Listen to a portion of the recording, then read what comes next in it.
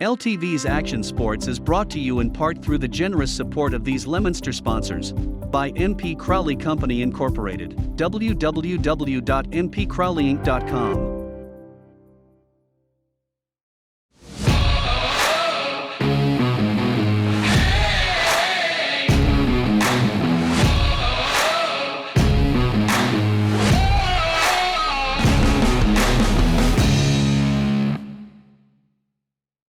From Carmagnati Field in Dudley, we welcome you to Week 4 of high school football. Here on RFM Audio and with our partners on Leominster TV, we say a very good evening, everyone. Todd Robbins alongside Bill Thomas and Kate Robbins back at RFM HQ. Bradley Bedard here with our partners at Leominster TV, bringing you the pictures from Dudley tonight on the campus of Shepherd Hill Regional, where we've got a great battle of high school football for you here in central Massachusetts, as Shepherd Hill brings their 1-2 record to home field on homecoming night to play a 3-0 and red-hot Leominster High School Blue Devil team. We've got all the play-by-play action for you coming up in a matter of moments. But first, we continue on our countdown to kickoff. It will go inside the headset in a matter of moments. We've got the starting lineups, coin toss, and more to come as we get you ready for this modified start, starting at the bottom of the hour tonight as Shepherd Hill stacked up a whole bunch of homecoming games from the conclusion of their school day all the way to this 7:30 kickoff here on a Friday night of high school football. We're looking forward to that. Moments ago, had a chance to speak quickly with Leominster High School head coach Devin Gates, and we'll get some updates on some players and some personnel, and we'll have that information for you leading into our starting lineup. But we go inside the headset. Leominster High School head coach Devin Gates.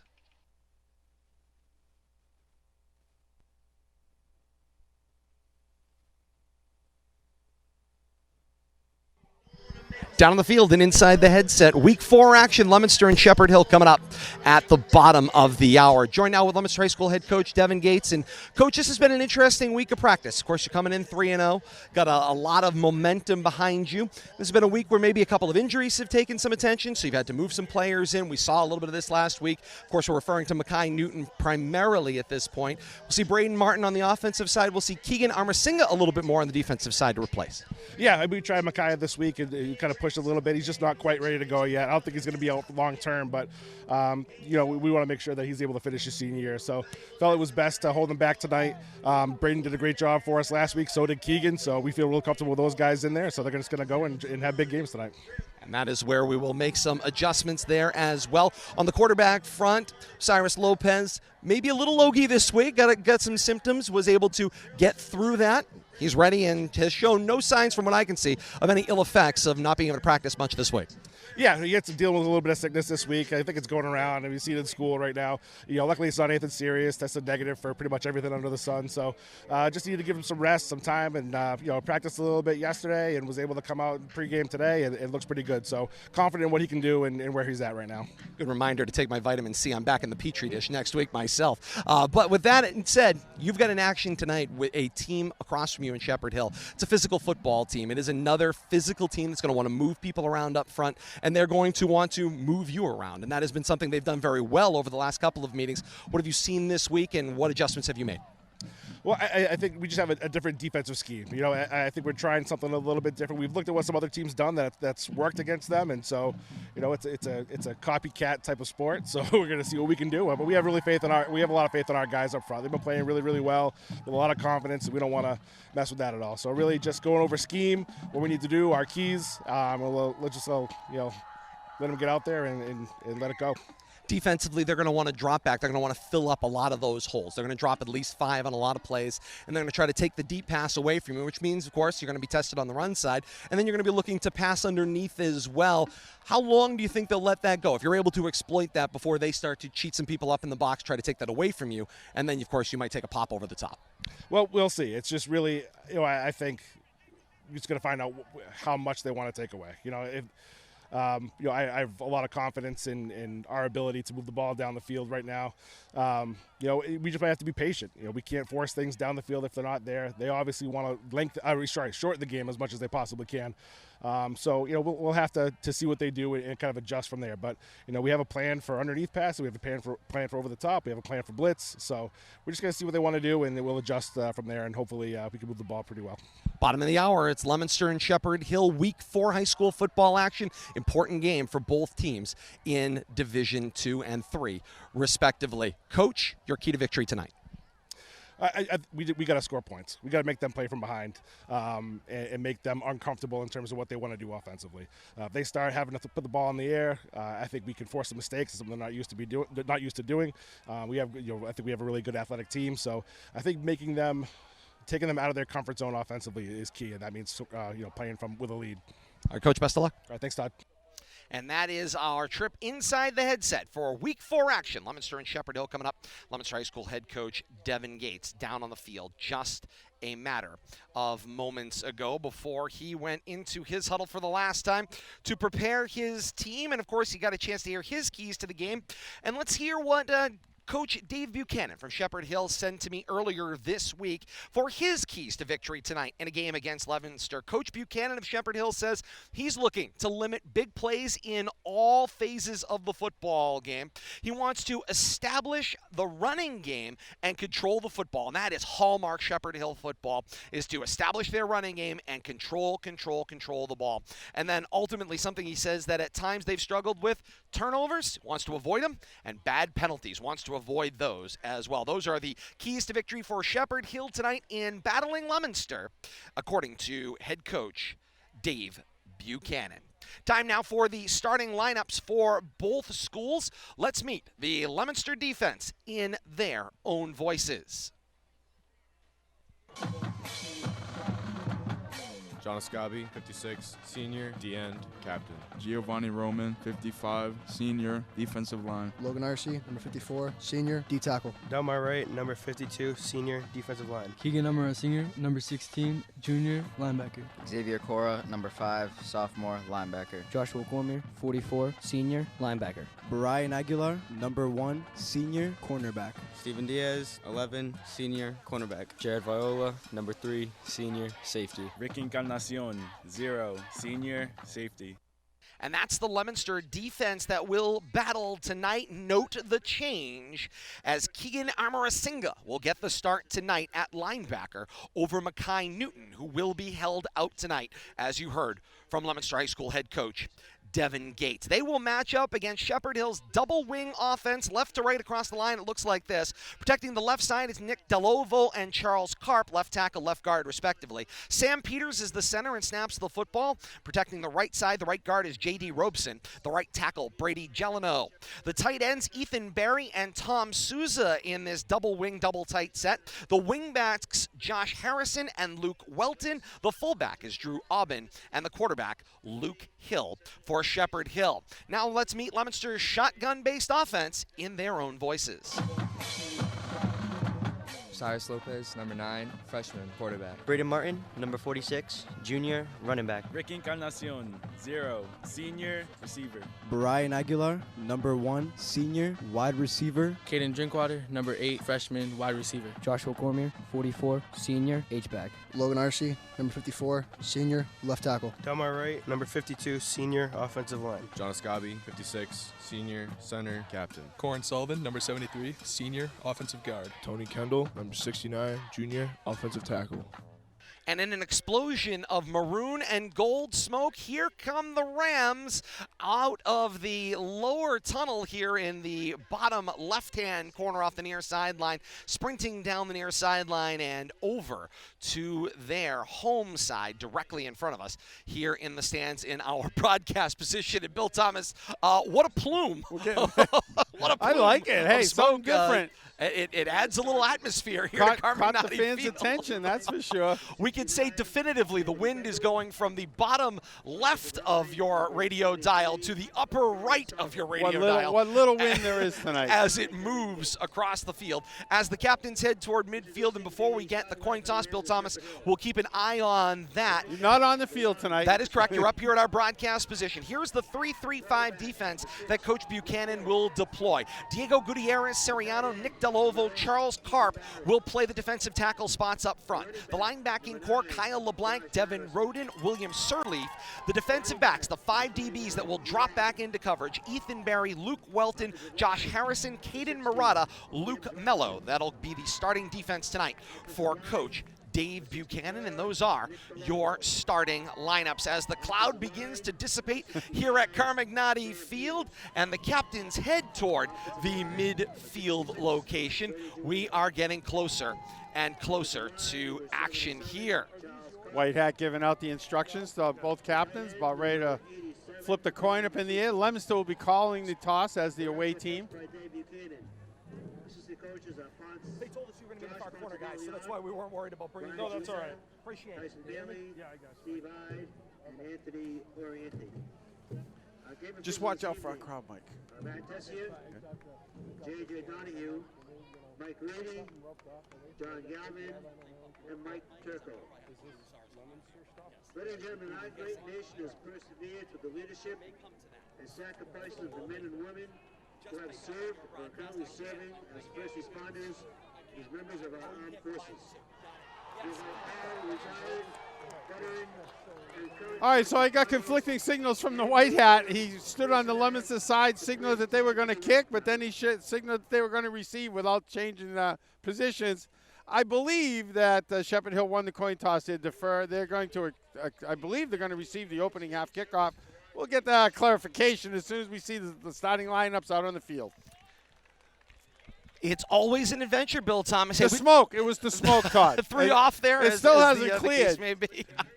The cloud continues to waft. It's like something you see at the Super Bowl. As the public address asks the crowd to rise for a combined national anthem tonight. Shepherd Hill's marching band, the Marching Rams in the house, the Marching Blue Devils on the road as well. We're going to get combined performances all night long, but we're going to join the national anthem before we get ready for Leominster and Shepherd Hill. Kicking off next here on RFM Audio and Leominster TV. Sir?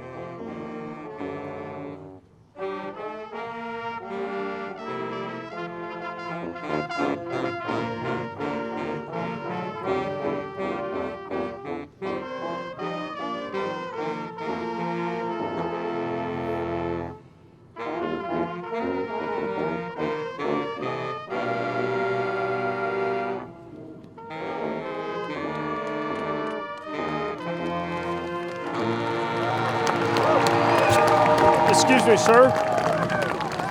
Excuse me, sir. Yes. Is this live?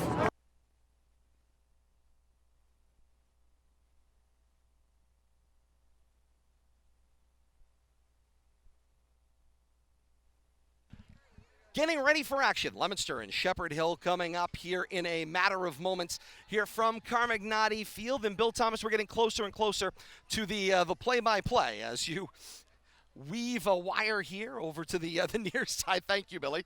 We'll get it up here. Thank you. Appreciate that. Indeed it is.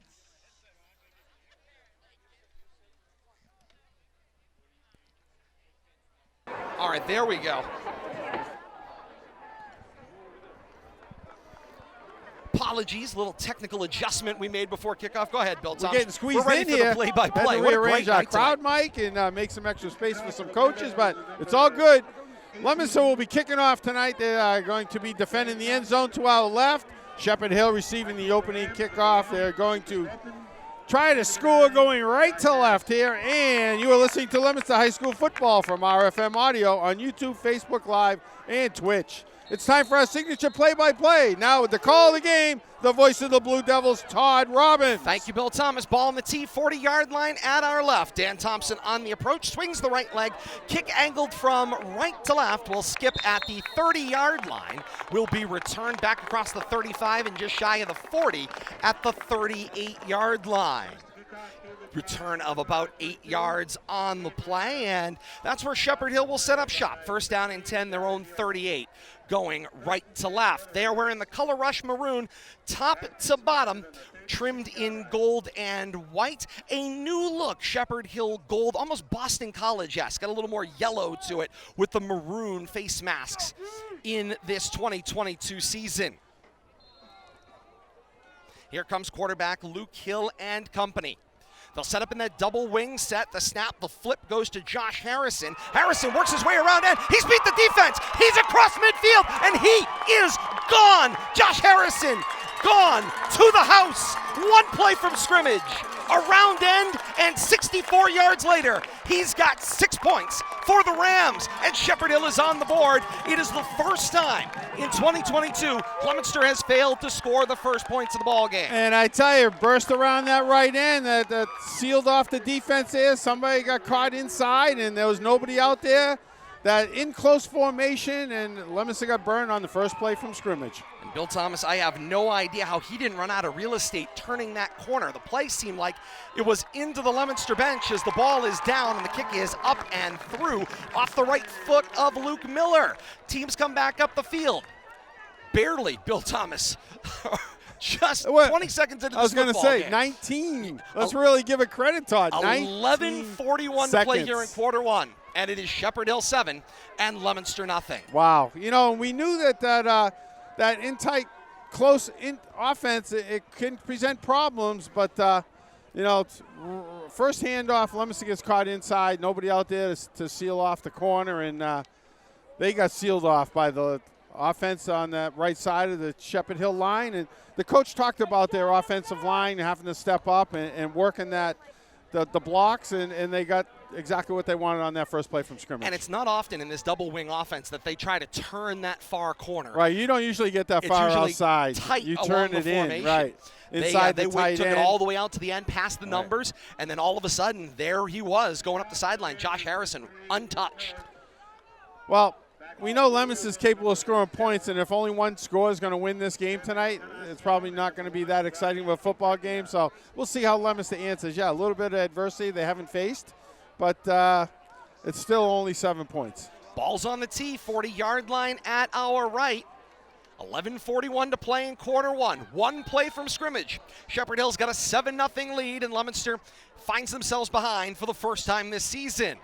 Miller puts the right foot into it. It's a low squib across the 40-yard line, 35, and fallen on at the Leominster 34. Aramis Reyes, the sophomore, 5'9", 175, falls on the football, and so that's where Leominster will set up shop. First down and 10, their own 34-yard line at right hash. Leominster goes left to right here in quarter number one. They're wearing the true color rush white helmet all the way down through the socks. White tops, white bottoms, trimmed in royal blue. Royal blue numerals front and back with royal blue trim at the shoulders. The classic Leominster white helmet with the white face mask, single royal blue stripe up the center. Here comes Osiris Lopez. Shotgun set, 3 receivers. The snap, give it to Braden Martin for the first carry of the football game, and Martin struggles his way to a gain of 1, maybe 1.5, across the 35 to the 35.5 yard line. Saw a lot of Braden last week, and you know, with the absence of Newton, and played really well, earned himself the start tonight, gets the first carry of the ball game for the Blue Devils.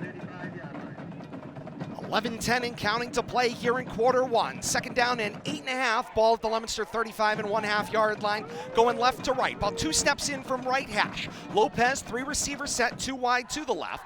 Martin, the shotgun snap. Back to pass. Lopez looks to his left and floats high and out of play. Incomplete. Caden Drinkwater was the intended receiver. Bump coverage there, Bill Thomas. He had about a yard off of him and got a little feisty with the defensive back there, who, more than anything else, Ethan Barry, 8-on-8 matchup there, was playing a little mind game with the freshman. Yeah, I gave him a little push there at the end. The pass was high, kind of floated out there. Dangerous pass for first pass play of the game there. But we talked about Blue Devils working that short game and trying to pull the DBs for Shepherd Hill in because they're all going to drop back in coverage. We'll see how that works out. 3rd down and 8 to go. Lopez in that same shotgun set. Back to pass. Waits for everyone to clear out. Calls his own number. Carrying the ball a little loose as he crosses the 40 toward the 45. And he's wrapped up and taken down there. Got what he needed. Gain of 10, maybe a little more. And he's got a Leominster first down and the drive continues. Good heads up right there. Not trying to force something. Seeing that he has a lane open and took full advantage of it. James Robeson playing the defensive line on that last play. He came up a little lame. Referee actually blew the whistle. It's going to cost him to come off the field. He was coming anyway. Bill Thomas, something with the hand, and he was one of the down defensive tackles at the snap of the football. Yeah, I might have got his finger twisted up in the mix there, and see if they give a little pull on it and get their finger back in place. 1st and 10, Leominster, their own 45-yard line at left hash. Encarnacion in motion. The snap, give it to Martin. Starts tapping as he works his way through the B gap. Across the 45 and forward he goes. Gains about 3 on the play. It'll be 2nd down and 7 as Leominster advances the football to their own 48-yard line. At left hash, if you're just joining us, don't know where you've been, we're about 2 minutes into this football game, and Shepherd Hill scored 19 seconds into the football game to take a 7-0 first quarter lead. Leominster with their first touch of the football. 2nd set of downs, and a battle of the bands here in the stands tonight as well. What a great homecoming environment in front of a packed crowd of blue and white, maroon and gold. Couldn't agree more, Todd. The setting is spectacular tonight here at Shepherd Hill. On 2nd down and 7, Martin gets the handoff from Lopez, takes it around left end, crossing midfield. Got the Ram 45, and he's wrapped up down at the Ram 43-yard line. It's a gain of 9, and another Leominster first down. Nice job. Running strong right there. Braden Martin showing us something we hadn't seen or expected, but it's nice when, a player that just kind of comes out of nowhere, earns some playing time, and all of a sudden, he's getting a good share of the playing time. 9:25 and counting to play here in quarter 1. And here comes Lopez. 1st and 10, Leominster at the Ram 43-yard line at left hash. Shotgun, 3 receivers, 2 to the right of the formation. And Encarnacion drops back for the screen, and it slants up across the right. Find Brian Aguilar across the 30, advances to the 25-yard line. Gain of 18 on the play, and another Leominster first down. And Bill Thomas, we've seen that play before. Encarnacion drops from the slot looking screen, thought that's where the ball was going. So did the defense, and the pass went into the double Exactly coverage. right. Osiris Lopez looking out here at Lopez. That's a known play that Leominster's ran, and I'm sure that the Shepherd Hill defense is aware of that, but that guy running down the slot, cutting in a little bit at the hash, and Lopez hit him right in the numbers. Aguilar gets a great gain on the play.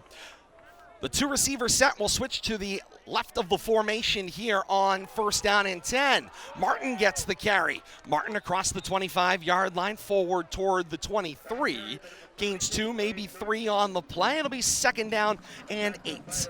Martin doing all the dirty work here early on, getting the carries behind the quarterback here. But Leominster offense doing a good job of mixing things up, pass and rush. And got to keep the Shepherd Hill defense honest. You can't just let them drop back, play pass defense, and and not try to get them up towards the line of scrimmage, loosen them up a little bit. On this 3-3-5 formation, they're going to put 5 back. Lopez takes the shotgun snap, looks out to his left and throws. He double clutched, got it off the hands of the tight end Cormier, and then dangerously into open field, but harmlessly incomplete. 4 Rams in the zone of that football, but none close enough to make Lopez pay. And we saw what happens when you have a tip pass that's a little too high. It led to an interception last week. So you got to be a little more sure on those passes. You don't want them bouncing up in the air off your intended receiver's hands. But I think he might have missed an opportunity over there. He had, I believe, Aguilar streaking down after that pump fake. He tried to go middle. I think he had something long. 3rd down and 8 to go from the Ram 23. Lopez on a 5-step drop, stepping up. He tries to throw a fake as he turns the corner of the formation, cross the line and out of bounds across the 20 at about the 18-yard line, give or take. Bill Thomas says a gain of about 7-ish on the play. Be 4th down and short, 4th and about 3 to go. Leominster needs the Ram 15-yard line for a first down. They'll be snapping from the 18. Wholesale offensive changes here, Todd. Certainly within a Osiris, range you could think about a potential field goal here. Look for a Wildcat set here, Todd. Osiris off the field here. Yeah, it's that snowplow formation, Bill Thomas. 3 down backs in front of Encarnacion. Yeah. Whistles kill the play, and Coach Dave Buchanan says, let's talk about what we're going to do with this formation. What is this? And, let's talk. Exactly right, Todd. He's like, where's the quarterback? Uh-oh, they got the touchdown machine out there. We might want to talk about this. Timeout taken on the field on 4th down and 3 to go.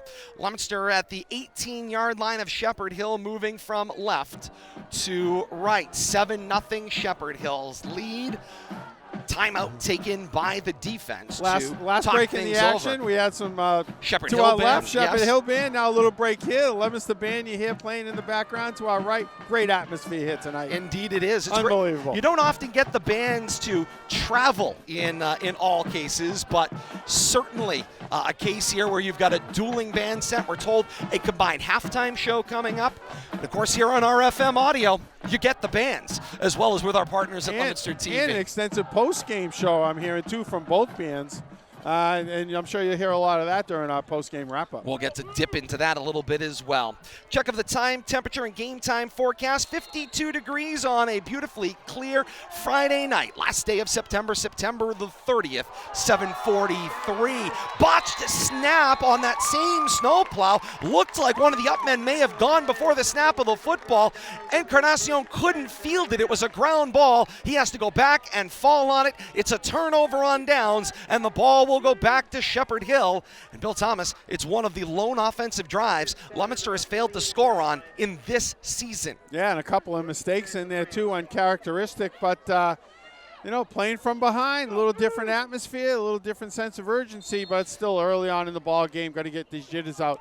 Good time to start that is playing some defense right here. And Leominster has struggled with this Shepherd Hill program over the last handful of years. We'll get to that series in a moment. Double handoff. First it went to Harrison and then back inside to Luke Welton, who turned the corner and ended up going straight up the A gap. He crossed the Ram 30 to the 32-yard line.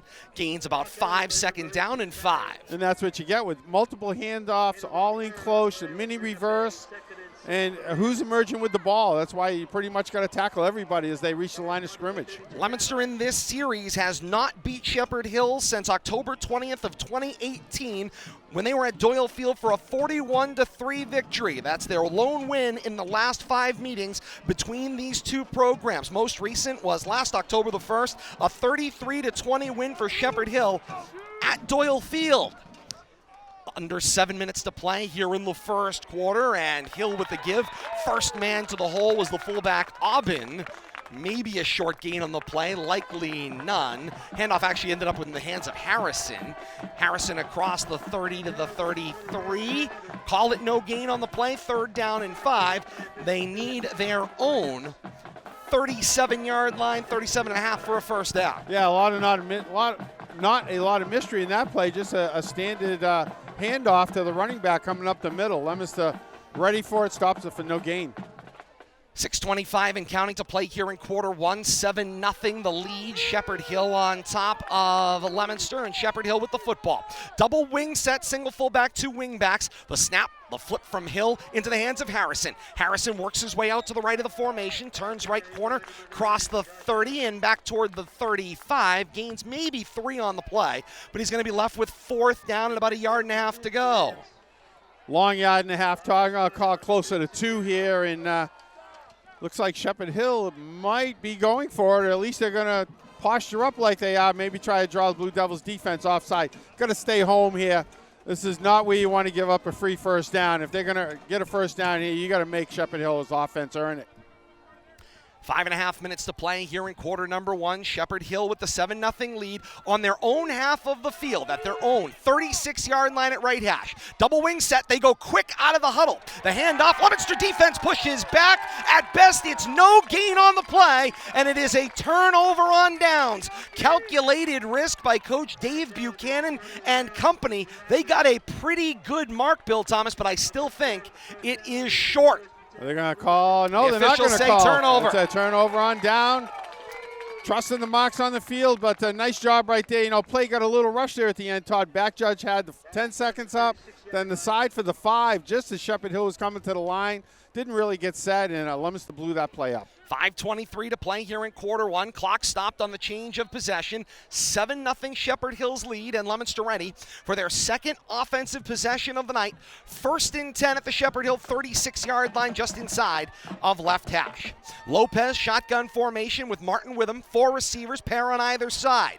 Martin gets the handoff. He is grabbed almost immediately. Nice job with the coverage, stepping up on that play. It was Devin Roden who was first to him, got Martin around the waist. Martin carried him maybe for a loss of about a yard. It'll be 2nd down and a long 10. Yeah, Kyle LeBlanc in there too in the bottom of the pile, but very slow development play there.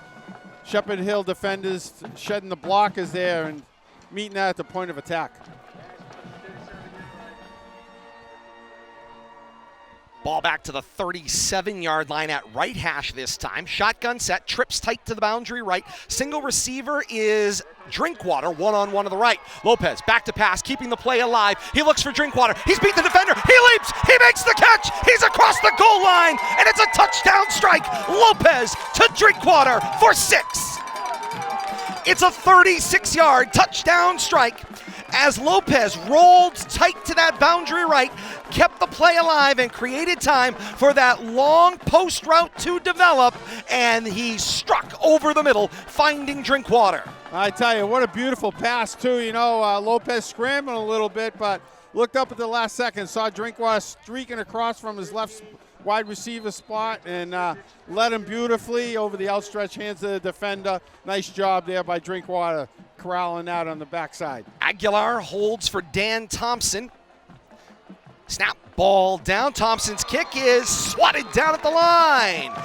4:34 to play here in quarter one. Teams come back up the field. Shepherd Hill retains the narrow 7-6 lead through the 4:34 mark here of quarter number one. Here on RFM Audio and with our partners on Leominster TV, great to have you along with us. We appreciate your patience for those of you that are joining us here tonight, wherever you are joining us here tonight on the campus here at Shepherd Hill Regional, Leominster and Shepherd Hill. Coming up here, as we are told, off and on here, we've been experiencing some minor technical difficulties here. Stand by with us. Be patient. If you're joining us on one of our streaming platforms, a new stream may start up. Please jump over to that. If you're joining us with Leominster TV, they're doing the best they can to adjust bitrate to keep bringing you a clear picture tonight. Suffice it to say, not the world's best place to get signal here, well off of the highway and a little bit further away than normal from where you might be thinking you'd get really good quality cell reception.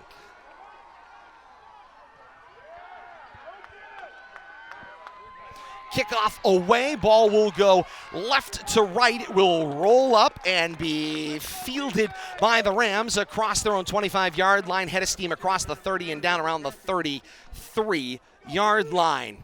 8-yard return on the play for the Rams, and they'll have the ball 1st and 10 at their own 33-yard line as we welcome those of you back joining us on one of many streams that are out there: Facebook, YouTube, Twitch, Leominster TV. Again, we apologize for the technical difficulties and do bear with us. We do appreciate your patience here as we attempt to keep ourselves on the air here from Dudley tonight. On 1st down and 10, the snap, the ball will bounce to the outside. Carried in the hands this time of Welton from right to left. He turns the left corner across the 30, back to the line, maybe lost a yard, be 2nd down and 11. Ball moves back to the 32-yard line at left hash. You know, a minor victory there at the end for Shepherd Hill, blocking that extra point, but all of a sudden the Leominster defense has come to play, and I don't think the Shepherd Hill offensive coordinator will be taking that chance again on 4th down, especially on their own side of the 50, but turned into a quick touchdown for the Blue Devils. And Thompson has struggled a little bit with the ball clearing the line in front of him. And this was a case, again, with a low takeoff trajectory. 2nd and 11. Hill rolls out to the right. He says, anything you can do, I can try. And he will float downfield looking for that wingback Welton. It's just out of the reach of a diving Welton and incomplete. But Welton had beat 2 defenders downfield. He did. He got behind the safety in the corner over there and just off his outstretched hands, off his fingertips. 3rd down and 11. Ball at their own 32-yard line at left hash. Double wing set for Welton as he goes up under center. Snap, the flip. This time it's Devin Roden who will play that left wing back spot. He will turn it up through the A gap, cross the 35 into the 36-yard line. Gains back what was lost plus one more. So a gain of 5. It's 4th down and 6 at their own 37-yard line at left hash. Yeah, Logan Ossie in on that along with some lineman friends, and short game and bringing up 4th down, and Shepherd Hill's not going to mess around this time. Their own 38-yard line. 3:05 and counting here in quarter one. 7-6. Shepherd Hill holds the narrow lead, and they do show punt formation here. Going to try to flip the field here. Harrison will stand at his own 26 to punt. Good snap. Puts the right foot into it, sends it up into the night. It will be returned by Encarnacion with a head of steam. Block set up in front of him. He got midfield. Now the 45 spins across the Ram 40 to the 35 and written down just about back at the snap of the football with a tackle at the Ram 32-yard line. It's a 27-yard return from left to right for Ricky Encarnacion, giving Leominster great field position once again. 2:36 to play here in quarter one, chasing a 1-point 7-6 Shepherd Hill lead. You talk about Mr. Excitement. That's pretty much what Ricky's turned himself into. Took that ball on a dead run in traffic, unfazed, especially after mishandling that snap.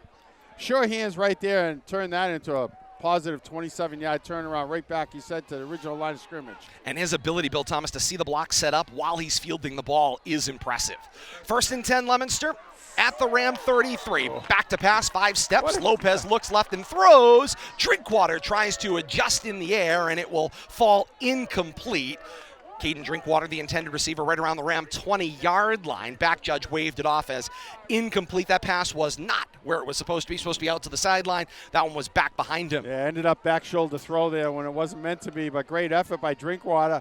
I tell you, instant replay there, review might have given him a catch there, but a great effort. He held on to the ball, but I think the ground might have helped him out a little bit. Gave it everything he could to try to dig the ball up off the shoe tops. 2nd down and 10 at the Ram 33, middle of the field. Shotgun snap with 4 receivers out. Braden Martin gets the blocks in front of him off the handoff. Cross the 30-yard line, leaning toward the 25. Skids across the 25-yard line of the 24.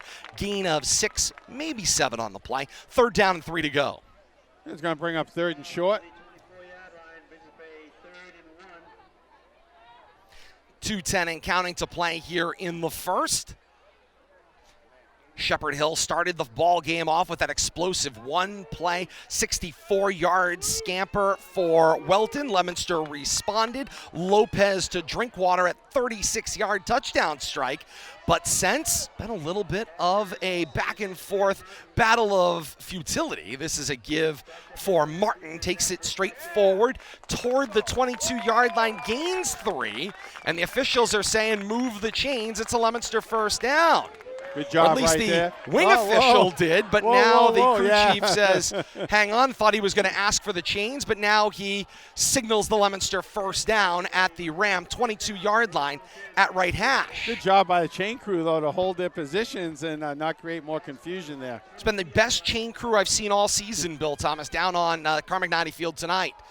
Handoff goes inside. This time it's Xavier Cora getting his first carry out of the gun. Cross the numbers at the 20, 15, and wrapped and taken down around the 10-yard line. It's a gain of 11. Xavier Cora with that little slash out into the 2nd level.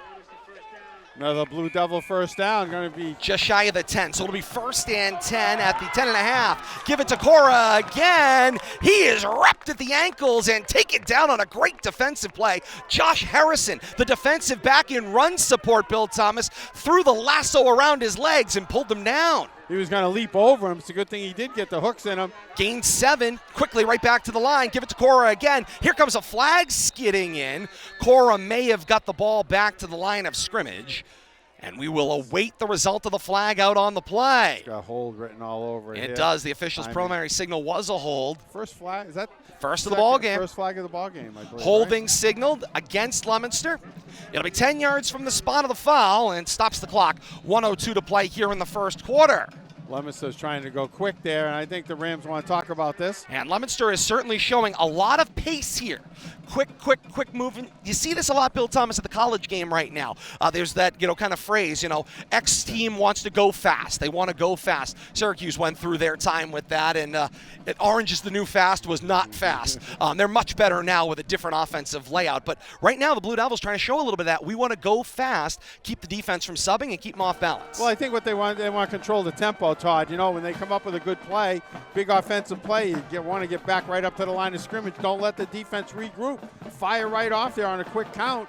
And Leominster's been very successful at that, pushing the envelope there and not really running a know-how to hurry up, but forcing the defense to kind of stay home, stay on the field, and reposition themselves quickly at times, especially after big plays.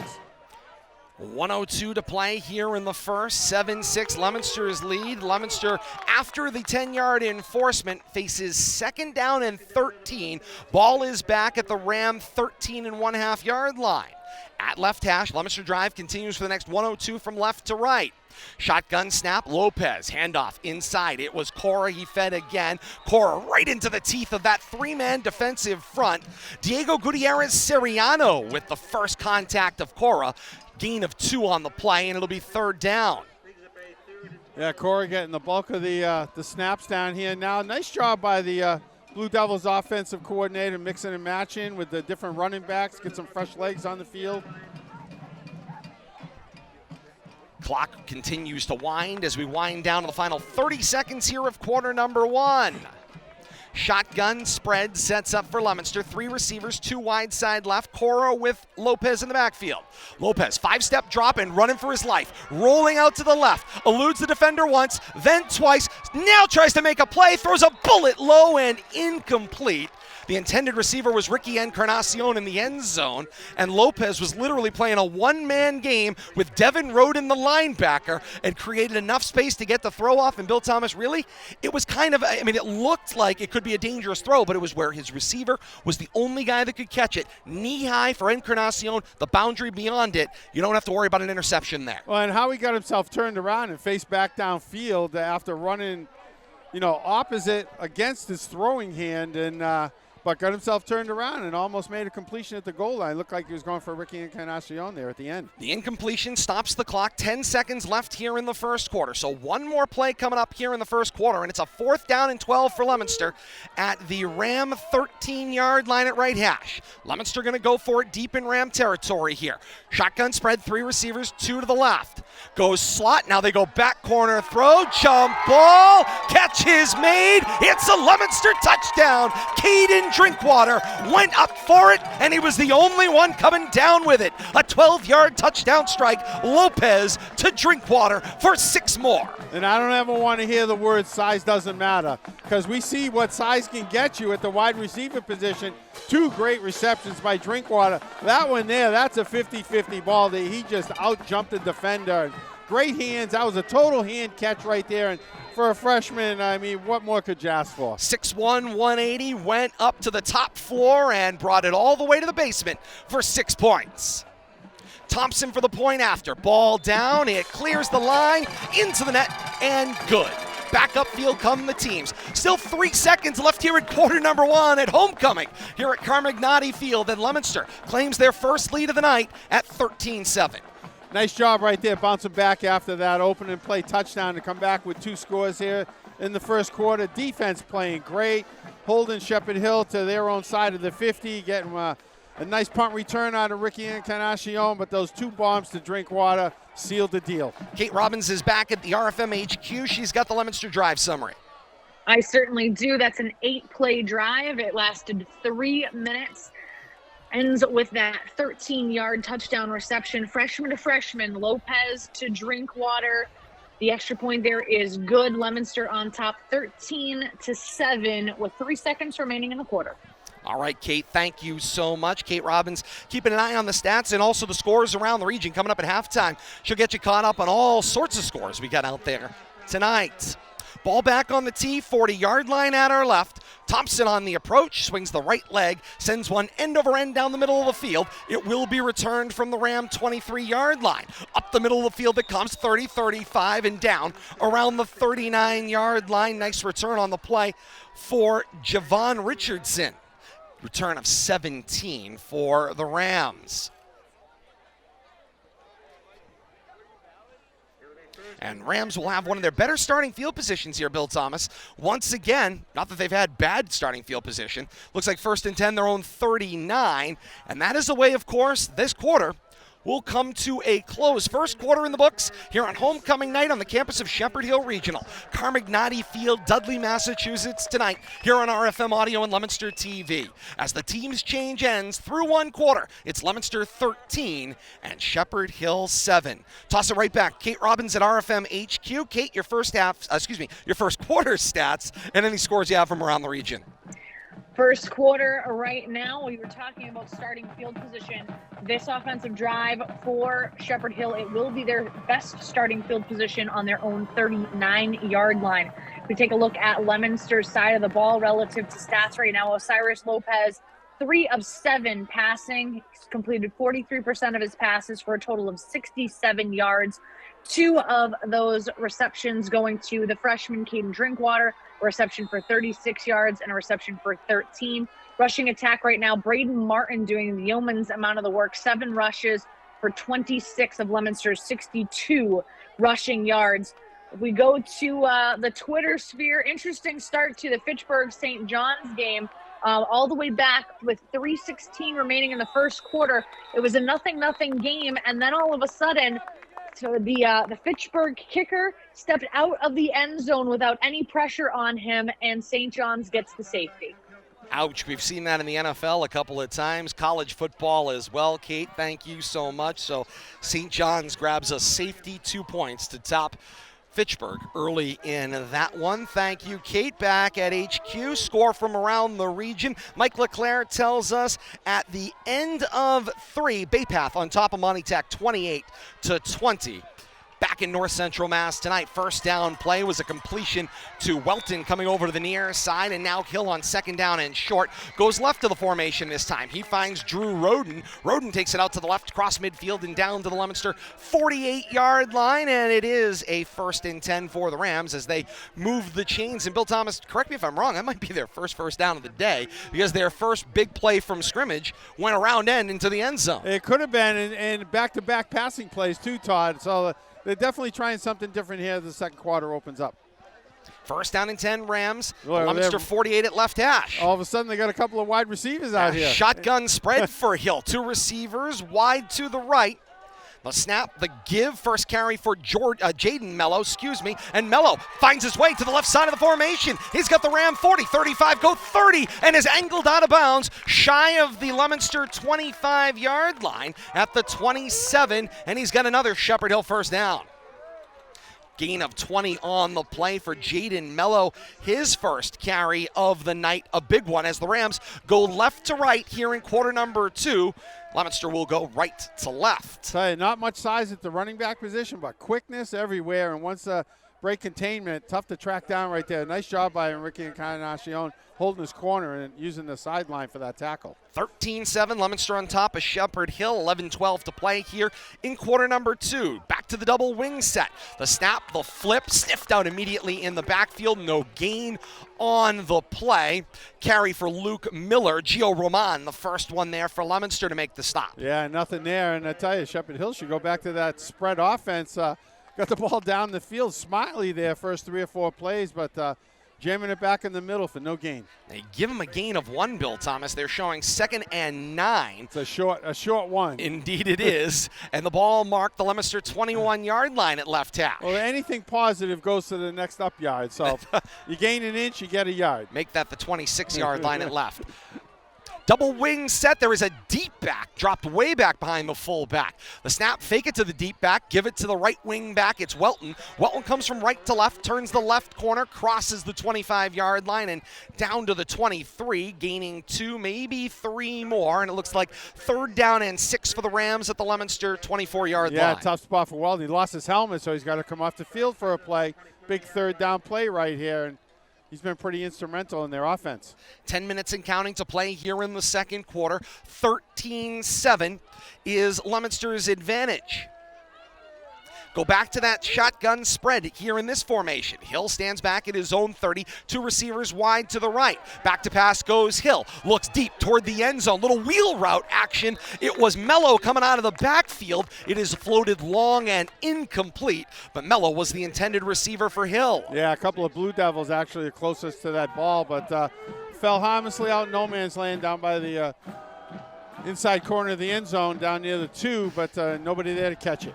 9:43 to play, and the clock stopped on the incompletion here in quarter number 2. 13-7, Leominster's advantage. Hill trots back in from the near sideline to his huddle on the far hash. Rams not giving up this field position right here. They're going for it on 4th down. They face a 4th down and 7. The Leominster 24-yard line at left hash. Double wing set. Hill under center. Snap. Hard rollout. He floats. Same location. Jump ball. Reeled in and into the end zone. It's Luke Welton for Shepherd Hill and 6 more points. We're tied at 13. Oh, jumping Steven Diaz there. Jump ball. Walden comes down with it. Welton made the great adjustment, Bill Thomas, to the ball in the air. Thought it was going to one shoulder, almost spun all the way around, made the correction with his body, made the catch, and look out, he was across the goal line. He actually caught up to that ball. He was well ahead of him, but good job fighting his way for position. Ball down, kick is up and through for Luke Miller. Teams come back up the field. 9:43 to play in the second quarter. Shepherd Hill regains the lead at 14-13. I'll tell you, back and forth, but Shepherd Hill come out with that spread offense right there, and it paid off for him, Todd. Some of their best offensive movement of the night seemed to loosen the logjam a little bit for that double wing. Yeah, absolutely. I think it spread out the defense a little bit, but hey, when you throw up a nice ball and your receiver comes down with, I don't care what kind of offense you run, you throw up a 50-50 ball, it pays off. You can't complain about that. So happy to have you along with us on RFM Audio tonight, wherever you are, across the region or around the globe, streaming via YouTube, Facebook Live, or Twitch, with our television partners at Leominster.tv on Comcast or Verizon Cable, our radio partners in Delay, 95.1 FM, WLPZ FM, or Tucka56radio.com. We are all so pleased to support the student athletes and institutions as the legendary soundtrack of football in Central Massachusetts continues right here on RFM Audio. Ball back on the tee, 40-yard line at our left. Luke Miller ready to kick off.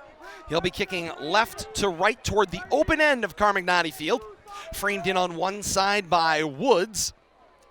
Miller, little kind of half-pooch kick. It gets bobbled around in the middle of the return and gets fallen on for Leominster right around their own 33-yard line.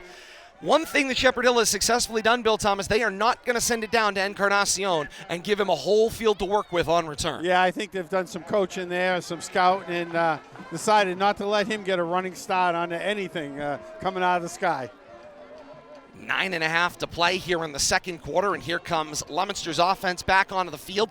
1st and 10, their own 34-yard line at right hash is where the spot is, as Leominster goes right to left. Shotgun spread, 2 receivers left of the formation. The high snap fielded by Lopez. Get it into the belly of Braden Martin. Martin straight up the A-gap, 35-40, and taken down at the 43-yard line. Gain of 9, very close to another Leominster first down. Not sure if we mentioned it after that touchdown catch, Todd, but I think there was about a 24-yard pitch and catch there. We're kind of got lost up in the excitement of that catch there. Shepherd Hill scoring. 2nd and a yard. The shotgun snap. Braden Martin carry again with space across midfield and down at the Shepherd Hill 46-yard line. It's a Leominster first down and a great play-saving tackle made there. Looked like Luke Miller, Bill Thomas, grabbed the back of the jersey and was just like, whoa, you're not going. Martin dragged the defender with him, enough for a Leominster first down and across midfield. Yeah, about a 7-yard gain there, moving the chains, but you're right, Todd. Handful of jerseys stopped that play in its tracks. Maybe an extra yard on the drag, but no letting go. 1st and 10 for Leominster at the Shepherd Hill 47-yard line, just inside of left hash, and right to left continues the drive. Shotgun spread, 3 receivers in the formation, 2 tight to the boundary left. Lopez, little play action fake to Martin, now drifts out to his right, looks downfield and throws in and out of the hands and incomplete. The drag route, it was Josh Cormier coming up across the hash, then make the hard 90-degree turn to the boundary right, and Cormier couldn't reel it in. I got to tell you, Lopez certainly knows how to keep a play alive, though, and looking downfield all the way. He had him, just let him a little bit too much, but running with his head up and trying to make a play. Back to the 47-yard line of the Rams, middle of the field. 2nd down and 10 to go for Leominster. Drinkwater comes out of the huddle with Encarnacion slot to the left. Now Lopez makes an adjustment. He'll send Encarnacion slot to the right of the formation. The snap. Lopez, hard roll, underneath, finds Encarnacion, who makes the one-hand catch, reeling it in, turns across the 40 and up across the 36 to the 35-yard line, and it's a Leominster 1st down, and a nice job by Lopez with the quick boot out to the right, finds Encarnacion, makes the one-hand catch for a gain of 12. You talk about almost a playground play right there. Lopez directed traffic, getting Encarnacion over where he wants him, just rolls out with him, hits him on the run. Great job, though, by Ricky to corral that. Not the best pass, but pulled it in. Great hands that Encarnacion's showing this year, grabbing everything he touches. What'd you say earlier, Bill Thomas? Size matters. Size Long matters. arms Yes, certainly help in this situation. 1st and 10 for Leominster. Back to pass, Lopez, all sorts of time. He'll now roll to the backside of the formation, keeping it alive at the 45, dances forward, Ole's one defender, Ole's another with a block, now looks into the second level, throws, and interception! Nice job by the defense there. It's Luke Miller on the left to right return across the Ram 30 to the 35 and out of bounds at the Ram 37-yard line. Lopez did a good job keeping the play alive. Great coverage downfield for Shepherd Hill, but Miller bought time on that play, found some room, and Lopez threw it right to him. Yeah, as good as Lopez has played, running with his head up, not a wise decision there, but once again, trying a little too hard to make a play. He had running room a couple of times, but wanted to get that ball downfield. Looking for Drinkwater all the way, but by the time he had a chance to get to him, triple coverage, but tried to force something there that he shouldn't have. I'm sure the quarterback coach and offensive coach will talk to him about that. Take what the play gives you. You can't make that big play every time. He'll learn. And Coach Devin Gates has talked about that special relationship between Lopez and Drinkwater. They fervently believe, Bill Thomas, if the play goes in their direction between the two of them, they can make it happen. And they've showed it twice tonight already on long touchdown passes. 1st and 10 for the Rams, their own 36-yard line after the interception.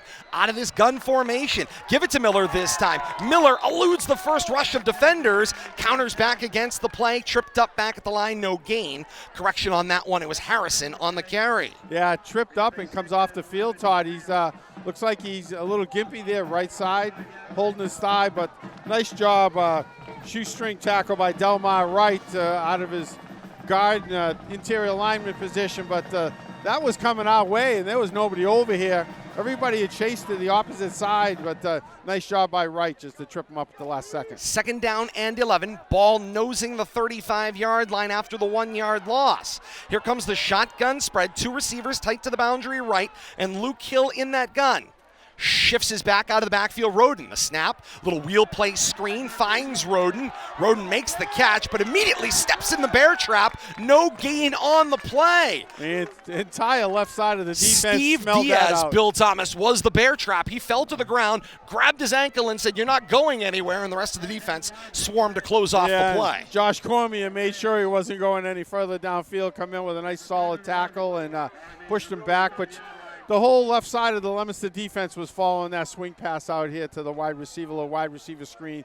That was going nowhere. Clock winds down to 6 minutes and counting to play here in the second quarter. Shepherd Hill nursing that 14-13 advantage. Double wing set. Little problem at the snap of the ball. Looks like Leominster may have jumped. No flag. The handoff made it to Welton. Welton may have lost the football. It's loose back toward the Ram 20-yard line. Leominster believes they have it, and the signal is Leominster football. A fumble recovery for the Blue Devils. Trying to see who might have come up with that. 16, I think, is the one that discarded the ball after he got up. I'm not sure. Keegan Amarasinga, Bill Thomas, getting the defensive start in place of Makai Newton on the linebacking he was in the area there. We'll give credit where credit's due if we could call a number. He was definitely in the area, might have come up with that ball, but nonetheless, Blue Devil turnover here. Great field position. 5:44 left in the second quarter. And Leominster's fate turns on Bill Thomas, a play that I would love to see again, because something about that didn't seem like it went off right. That was one of those plays that kept fighting and fighting, but along the line of scrimmage, shedding tackles, but finally had the ball ripped out of his arms. Teams exchange turnovers. 1st and 10 Leominster at the Shepherd Hill 30-yard line, going right to left. The first down carry in the belly of Martin, and Martin will turn it out the right side of the formation, cross the 30 to the 27-yard line, gains 3, maybe 4 on the play. 2nd down, long 6. Nice job, though, working his way down the line of scrimmage. And finally, Martin decides he has to lower his shoulder if he's going to get anything out of it. He did, got a nice strong 4 yards. 5:15 and counting to play here in the second quarter. Clock will continue to run at 2nd down and a long 6. Shotgun spread, 3 receivers for Lopez. Back to pass, hanging in, got some time, looks to step up in the pocket. Now dashes out to the right with some space. Cross the 25-yard line, hit there, and pushed out of bounds. Just shy of the 22-yard line, gains 4. He'll be shy by about 2.5 yards. And he paid for those 4 yards at the end. Shepherd Hill defender caught him just right and held him up, and another defender came in, cleaned them both out. But nice positive play right there. Smart play. Osiris not overreacting to a busted play and trying to force something, using his legs, get something out of that and bring up 3rd and short.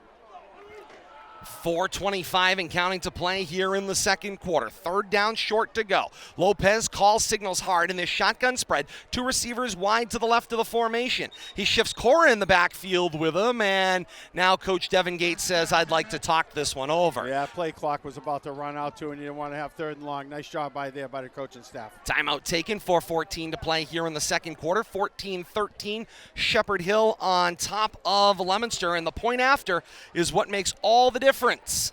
It was a missed point after for Leominster on their first touchdown, and Shepherd Hill, meanwhile, has hit both of their point afters. Otherwise, both teams with 2 touchdowns. Yeah, I mean, pretty evenly played game, Todd, and Shepherd Hill's defense really standing up when it has to. Leominster doing just enough to shut down that mix mash applesauce offense, and actually forcing Shepherd Hill to open it up a little bit there, and showing some success with that spread offense they've been running here in that second quarter. But big set of downs right here for the Blue Devils, trying to reassert their authority here with 4:14 left in the second quarter.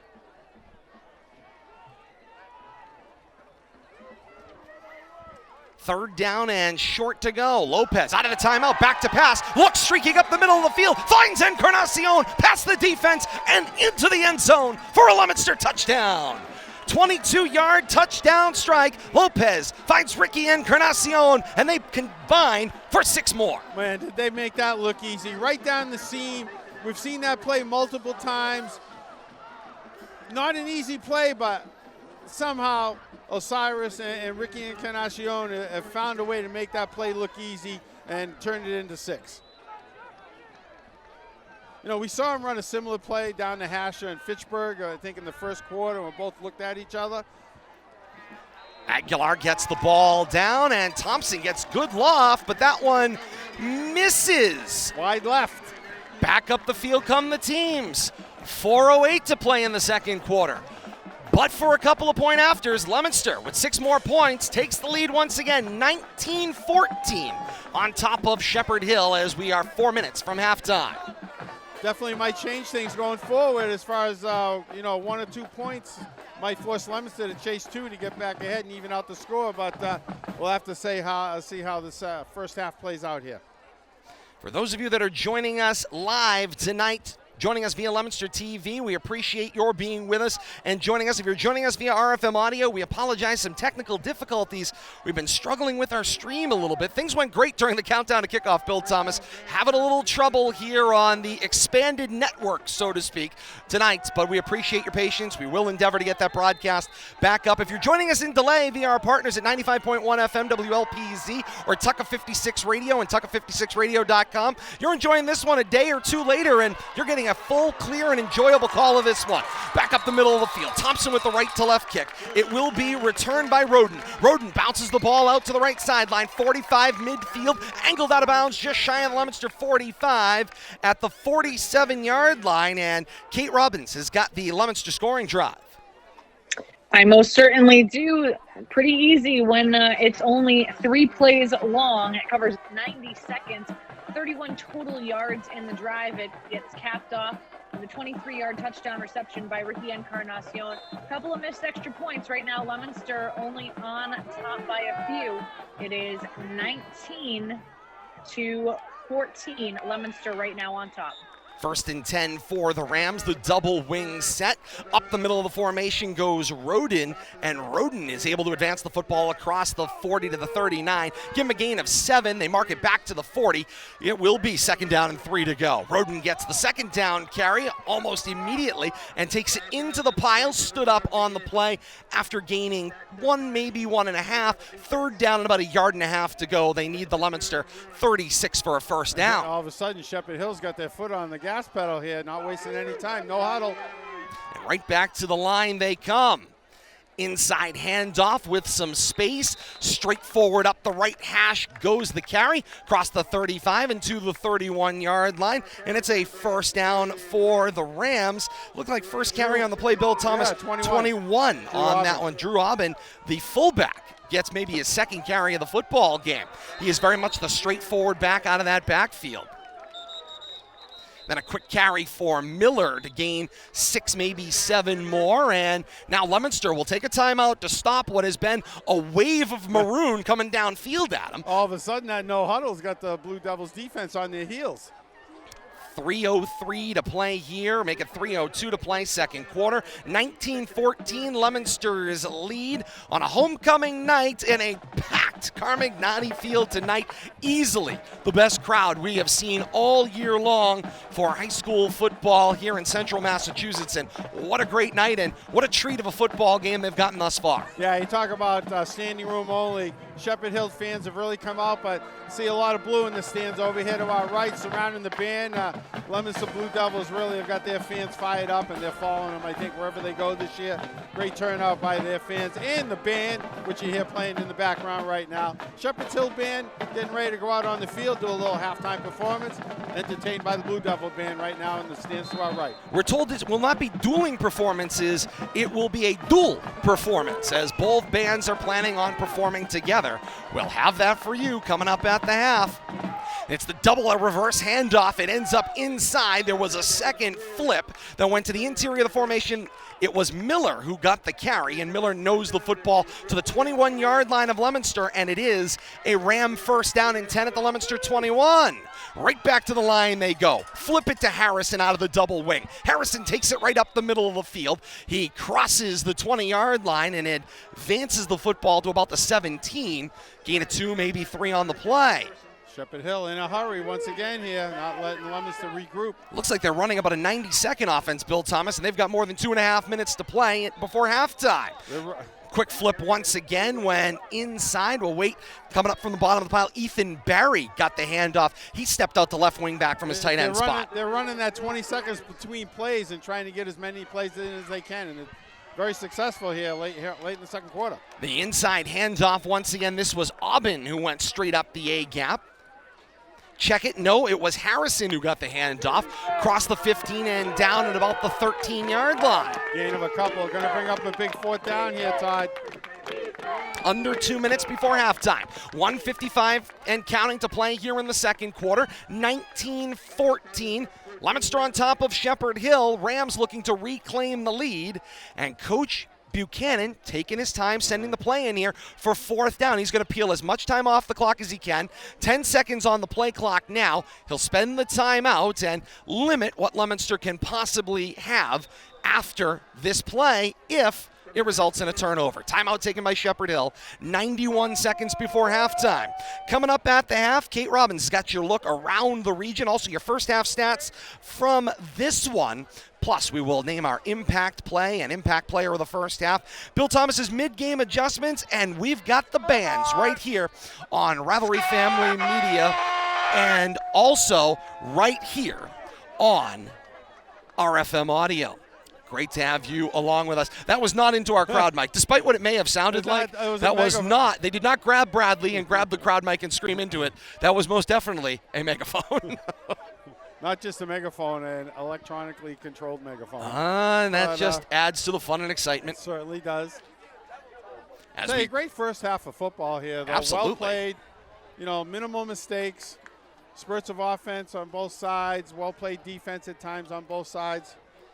We've had more problems keeping the coat hanger straight, Bill Thomas, to get the signal back to the World Wide Web than they have down on the football field. Appreciate everyone's patience as we work through this one tonight.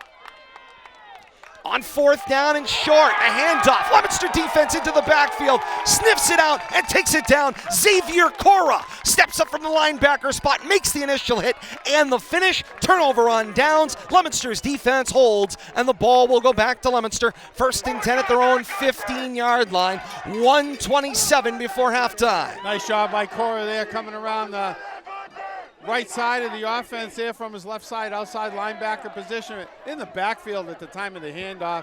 I think that carry lost ground instead of gaining yardage, and nice turnover on downs. Great way to end the first half here if the Blue Devils can hold on here and not turn it over. If they can capitalize out of this, even better.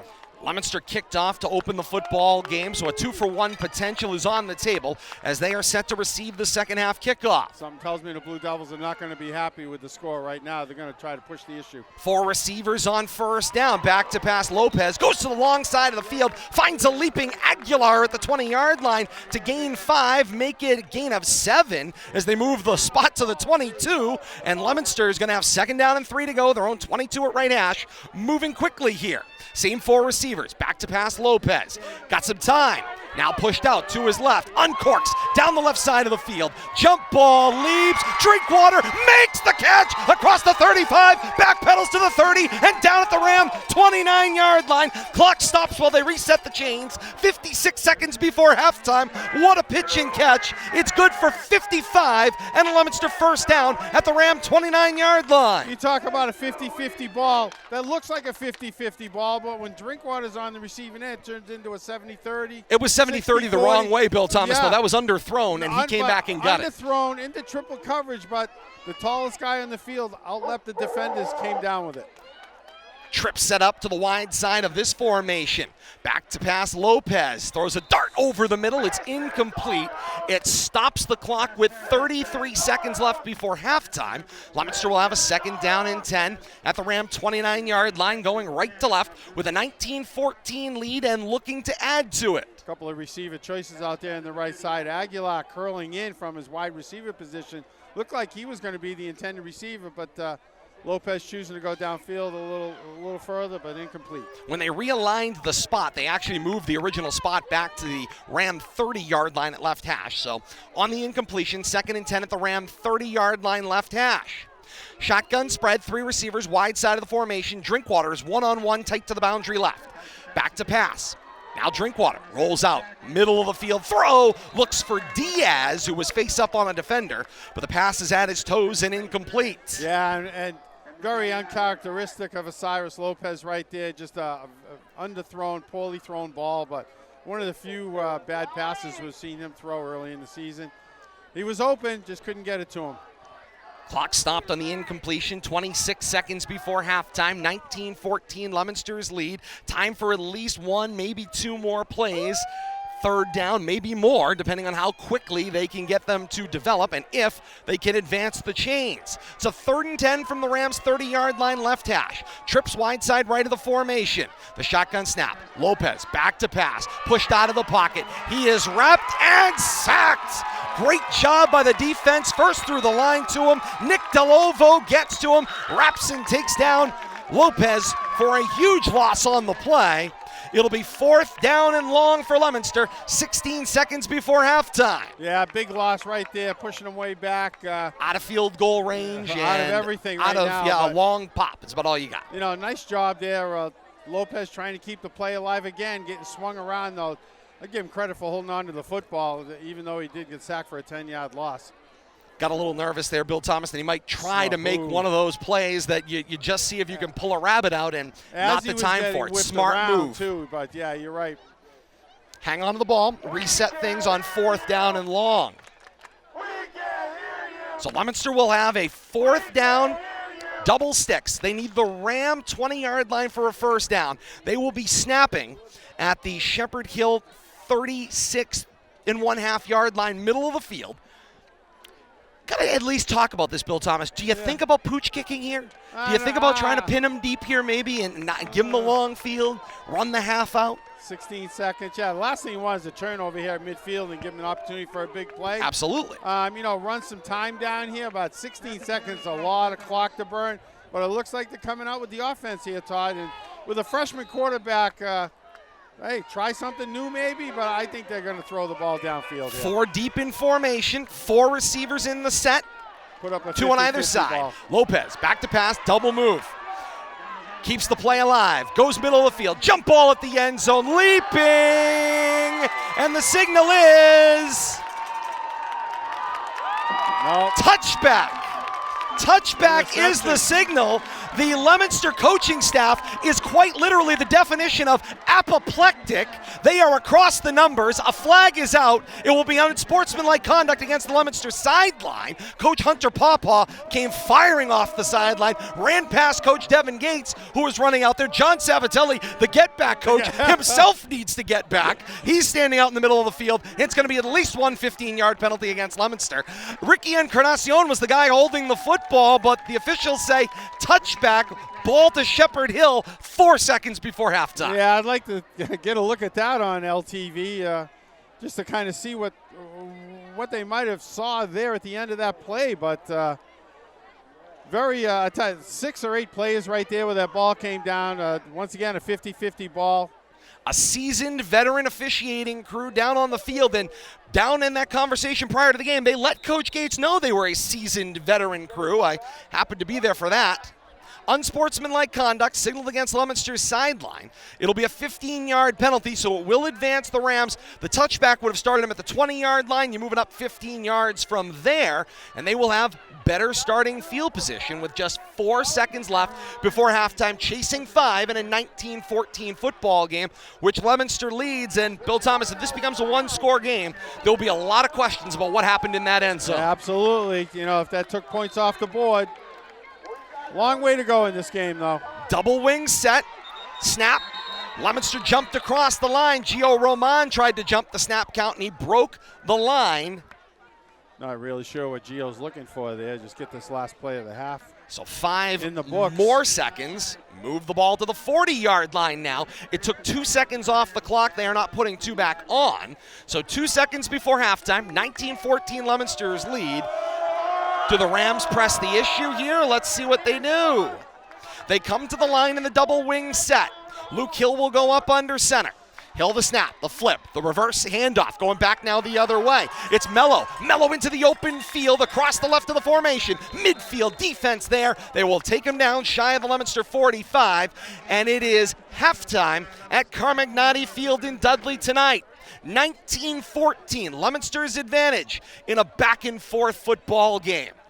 Back and forth for sure, Todd and Kate, but Leominster somehow found a way to come out with the lead there as the half ran down. Possibly could be up by 2 scores, but didn't get the benefit of the call there on that 50-50 ball in the end zone. We'll have to talk to Ricky Encarnacion at some point, see what his thoughts were about that in the future. But close, well-played first half here by both teams. Those who have the benefit of a DVR at home may have had the chance to go back and forth and back and forth and back and forth and see what they could see in the end zone.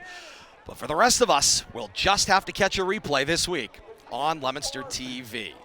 15-minute halftime on homecoming night. Combined performances between the Marching Blue Devils and the Marching Rams here on Carmagnati turf. We'll have that coverage for you here on Leominster TV and on RFM Audio. All of that coming up as we continue. Halftime here from Carmagnati Field. Leominster 19 and Shepherd Hill 14.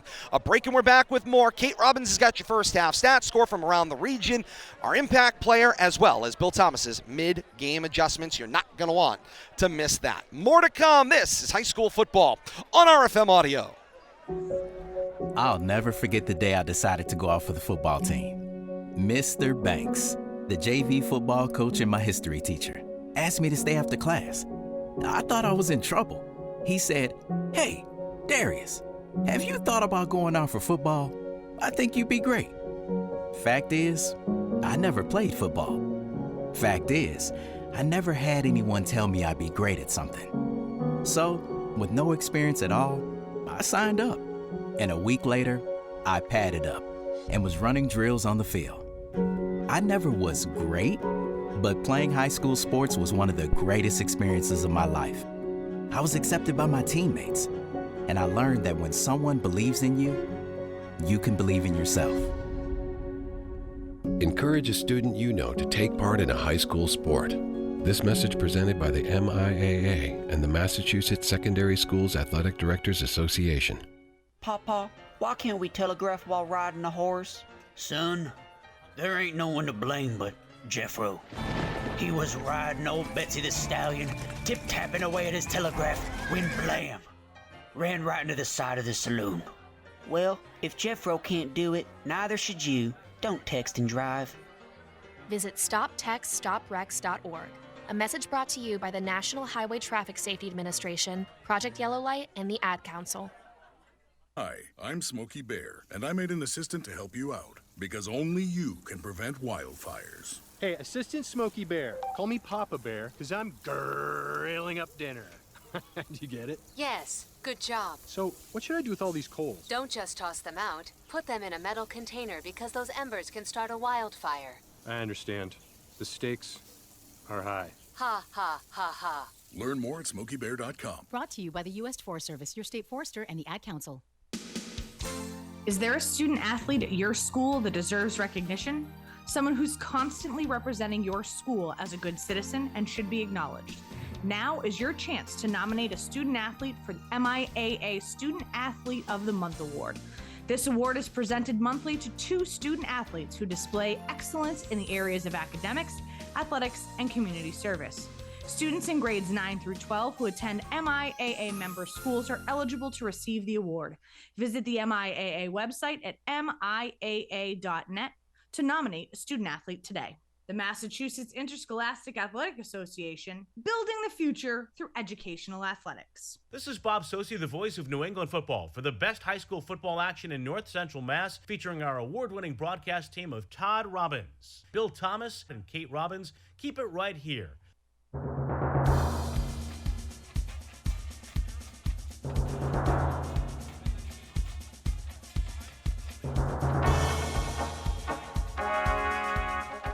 Quickly back here for halftime here at Carmagnati Field in Dudley. Halftime score, Leominster on top of Shepherd Hill 19-14. Before we continue here at the half, Kate Robbins got her stats. She's got your scores from around the region. But before we get to that, we always promise you, if there are bands, we got the bands here on RFM and Leominster TV. Here is the combined Leominster and Shepherd Hill marching bands out on Carmagnati turf.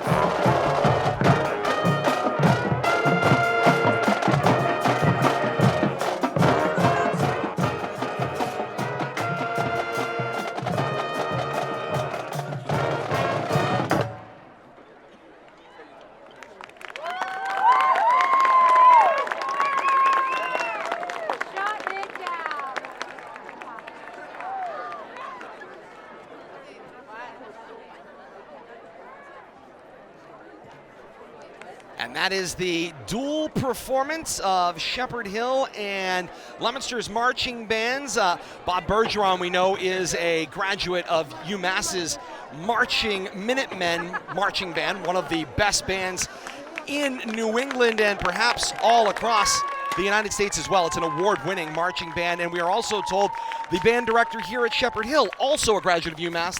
They went to school and worked together, so some similar sheet music, if you will, and they had an opportunity to get their 2 programs out there. More coming up post-game. We'll dip into that as we continue on the most comprehensive post-game here in North Central Mass. You stick and stay with us here on RFM Audio on YouTube, Facebook Live, and Twitch. Halftime here once again, 19-14. Shepherd Hill on trailing Leominster by 5 as Leominster holds that 5-point lead. Couple of missed point afters. Those could factor in. And of course, then there is the touchdown that wasn't in the end zone just before halftime. All of that figures into Kate's first half stats. She's back at RFM HQ. She's got your first half stats plus your scores from around the region. Kate, take it away. All right, gentlemen, since I do have the advantage of having a DVR, I've looked at it here with my dad about 17 times. So from what it looks like, you had multiple Shepherd Hill defenders. The two that were involved were Jaden Mello and Steven Diaz. Ricky Encarnacion does not catch the ball cleanly, but it does not appear that anybody caught the ball cleanly. So Ricky either took it out of the lap of Mello because he was not in possession of the ball cleanly, or he took it off the ground. But at no point in time did a single Shepherd Hill defender possess the ball while they were on the ground long enough for it to have been a touchback.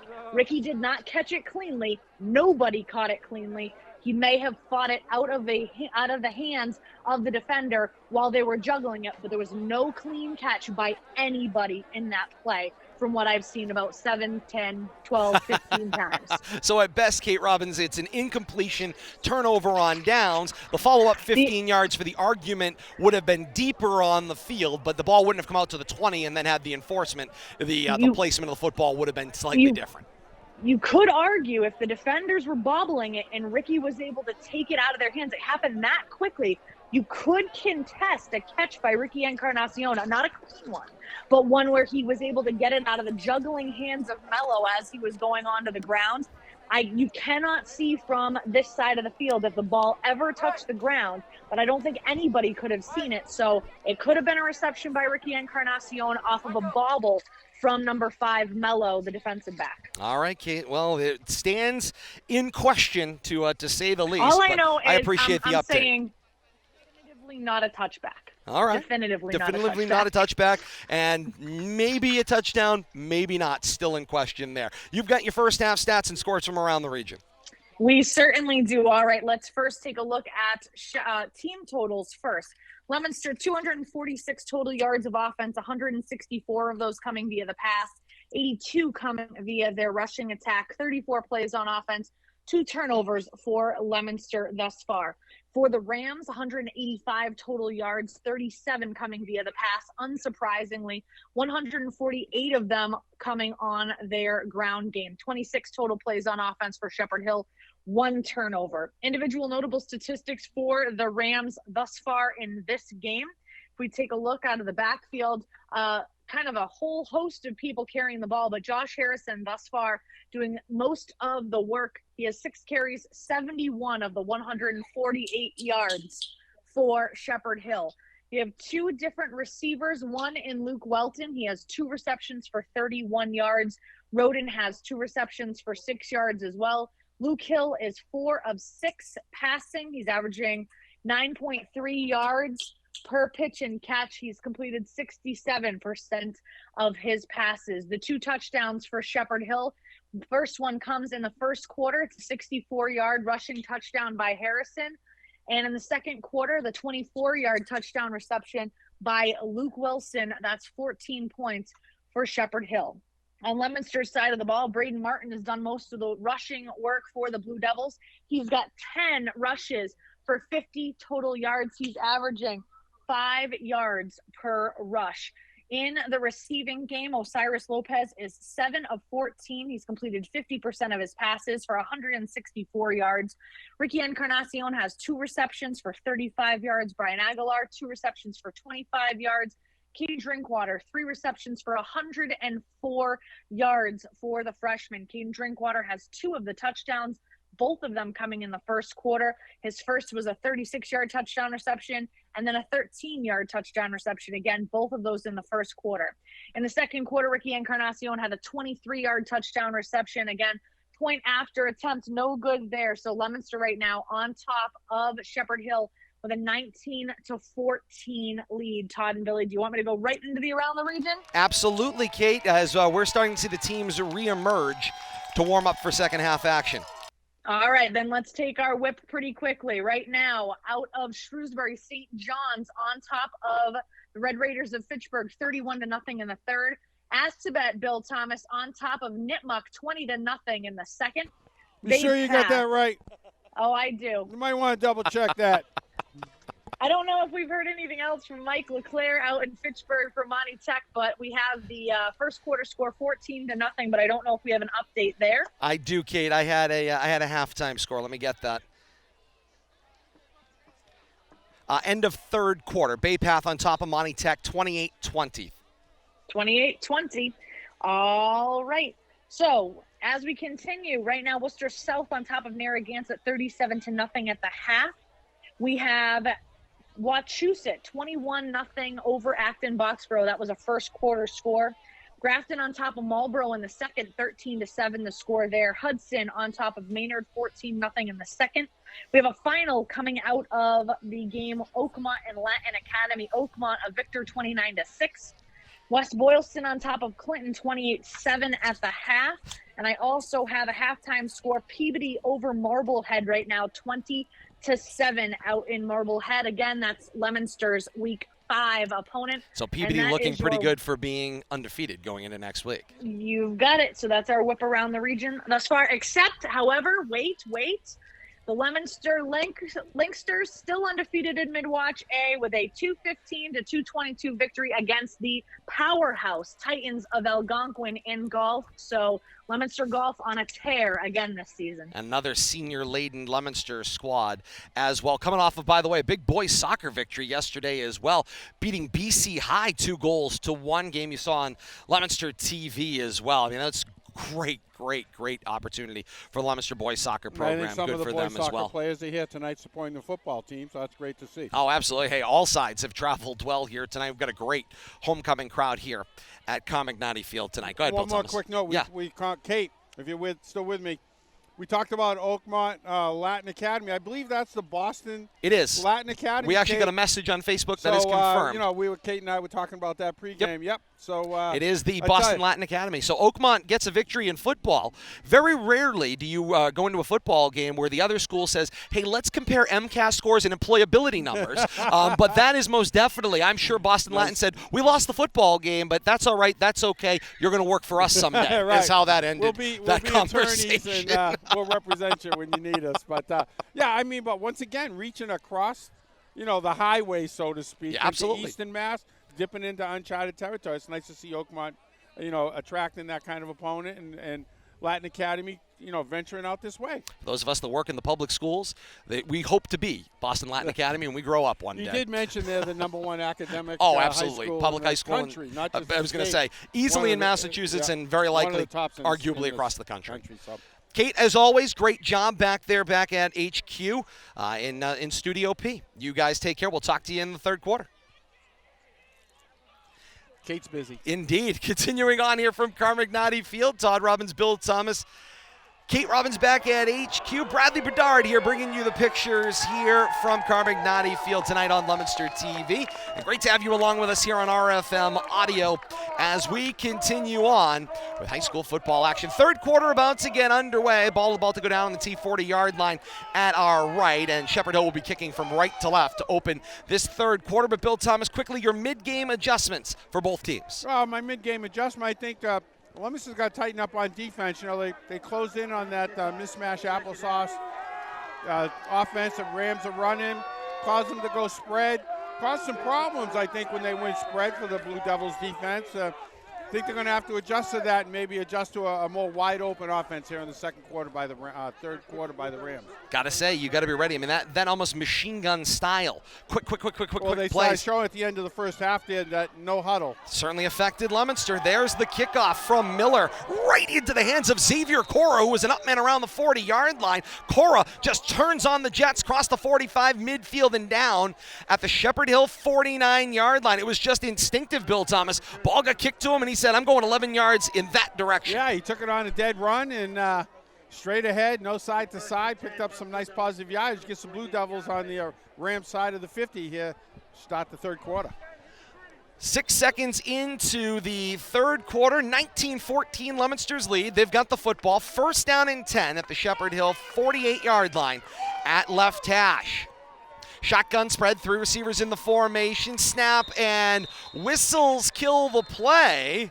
Looks like Coach Buchanan had a defensive issue and decided to spend a timeout. I think there might have been an uncovered wide receiver in that spread offense there. We saw that happen in a couple of games ago. I believe it was against Doherty that Drinkwater went uncovered and Lopez hit him on the stride for an easy touchdown.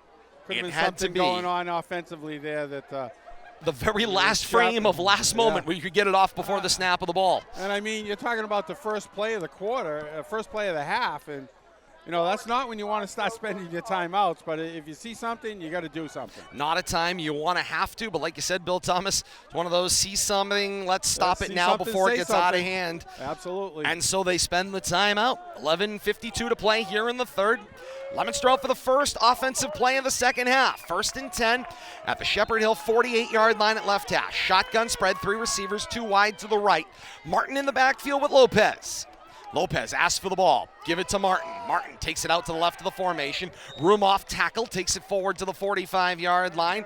Gains 3, and it will be 2nd down and 7 to go. Leominster wearing the road white tops, white bottoms, trimmed in royal blue at the shoulders and the sides of the pants. Royal blue numerals front and back. The classic Leominster helmet. The white on white with a single royal blue stripe up the middle. Blue Devils across the chest above the numerals. On 2nd down and 7, back to pass, Lopez, it's Encarnacion, slant coming from the right, now bounces it back out, numbers right, then fights sideline, past 2 defenders, white smoke is up from the Leominster cheering section, and that is an all-yak 48-yard touchdown scamper for Ricky Encarnacion, and 6 more for Leominster. I tell you, they've got that seam pass down. I'm not sure who was out here wide, could have been Aguilar, just drove the corner back. Here comes Encarnacion underneath and then using his speed and quickness to do the rest of the work. 11:10 to play in the third quarter, and Leominster strikes quickly on the second play from scrimmage in the second half. Dan Thompson for the point after. Brian Aguilar holds. Kicking to the open end of Carmignati Field. Defense breaks the neutral zone on the first snap count. Offsides, and it'll be half the distance, and now Coach Devin Gates says this is the time to go for 2 here. Remember, Leominster has missed 2-point afters, Bill Thomas, so their numbers are offset a little bit. If the Rams keep going, moving forward, kicking their proper point afters, here comes that snowplow play out onto the field again. Ricky mishandled the ball the first half. We'll have to see what they get. Whoa, my. Whoops. Logan Arce, the left tackle, he was in an entirely separate time zone on that play. He took off 5 steps before anybody had even lined up for the ball. I wonder if the play was going behind him. We joke about that when you just know it's coming your way. You know that's coming behind you, and you want to get that jump. And, now it's a 5-yard penalty, and here comes the kicking team. Or actually, Osiris Lopez is back out onto the field. Leominster can't go to the snowplow here. Now with the ball going to be snapped around the 6-yard line, they're going to go for a conventional 2-point try. 11:10 to play here in the third. Up 25-14 and going for 2 here to try to balance the numbers. Shotgun spread, 2 wide to the left. And back to pass Lopez on the snap. Rolls. He's got some room as Encarnacion takes the defender to the end zone, avoids 1 tackle, then another, reaches for the goal line, and he is short. 2-point conversion, no good. Back upfield come the teams. 11:10 to play in the third quarter. It's Leominster 25 and Shepherd Hill 14. No give up in Lopez, trying to keep every play alive right there and reaching out at the last second as he's being tackled to try to reach the ball over the goal line, but to no avail. Great to have you along with us tonight. Tonight's broadcast of high school football on RFM Audio, televised and simulcast with our partners at Leominster TV, LTV Sports on Comcast Channel 9, Verizon Channel 32. For replay schedules, visit leominster.tv for more information. And, of course, tonight's simulcast on Leominster TV, available online anytime via Leominster TV's Media on Demand online at leominster.tv.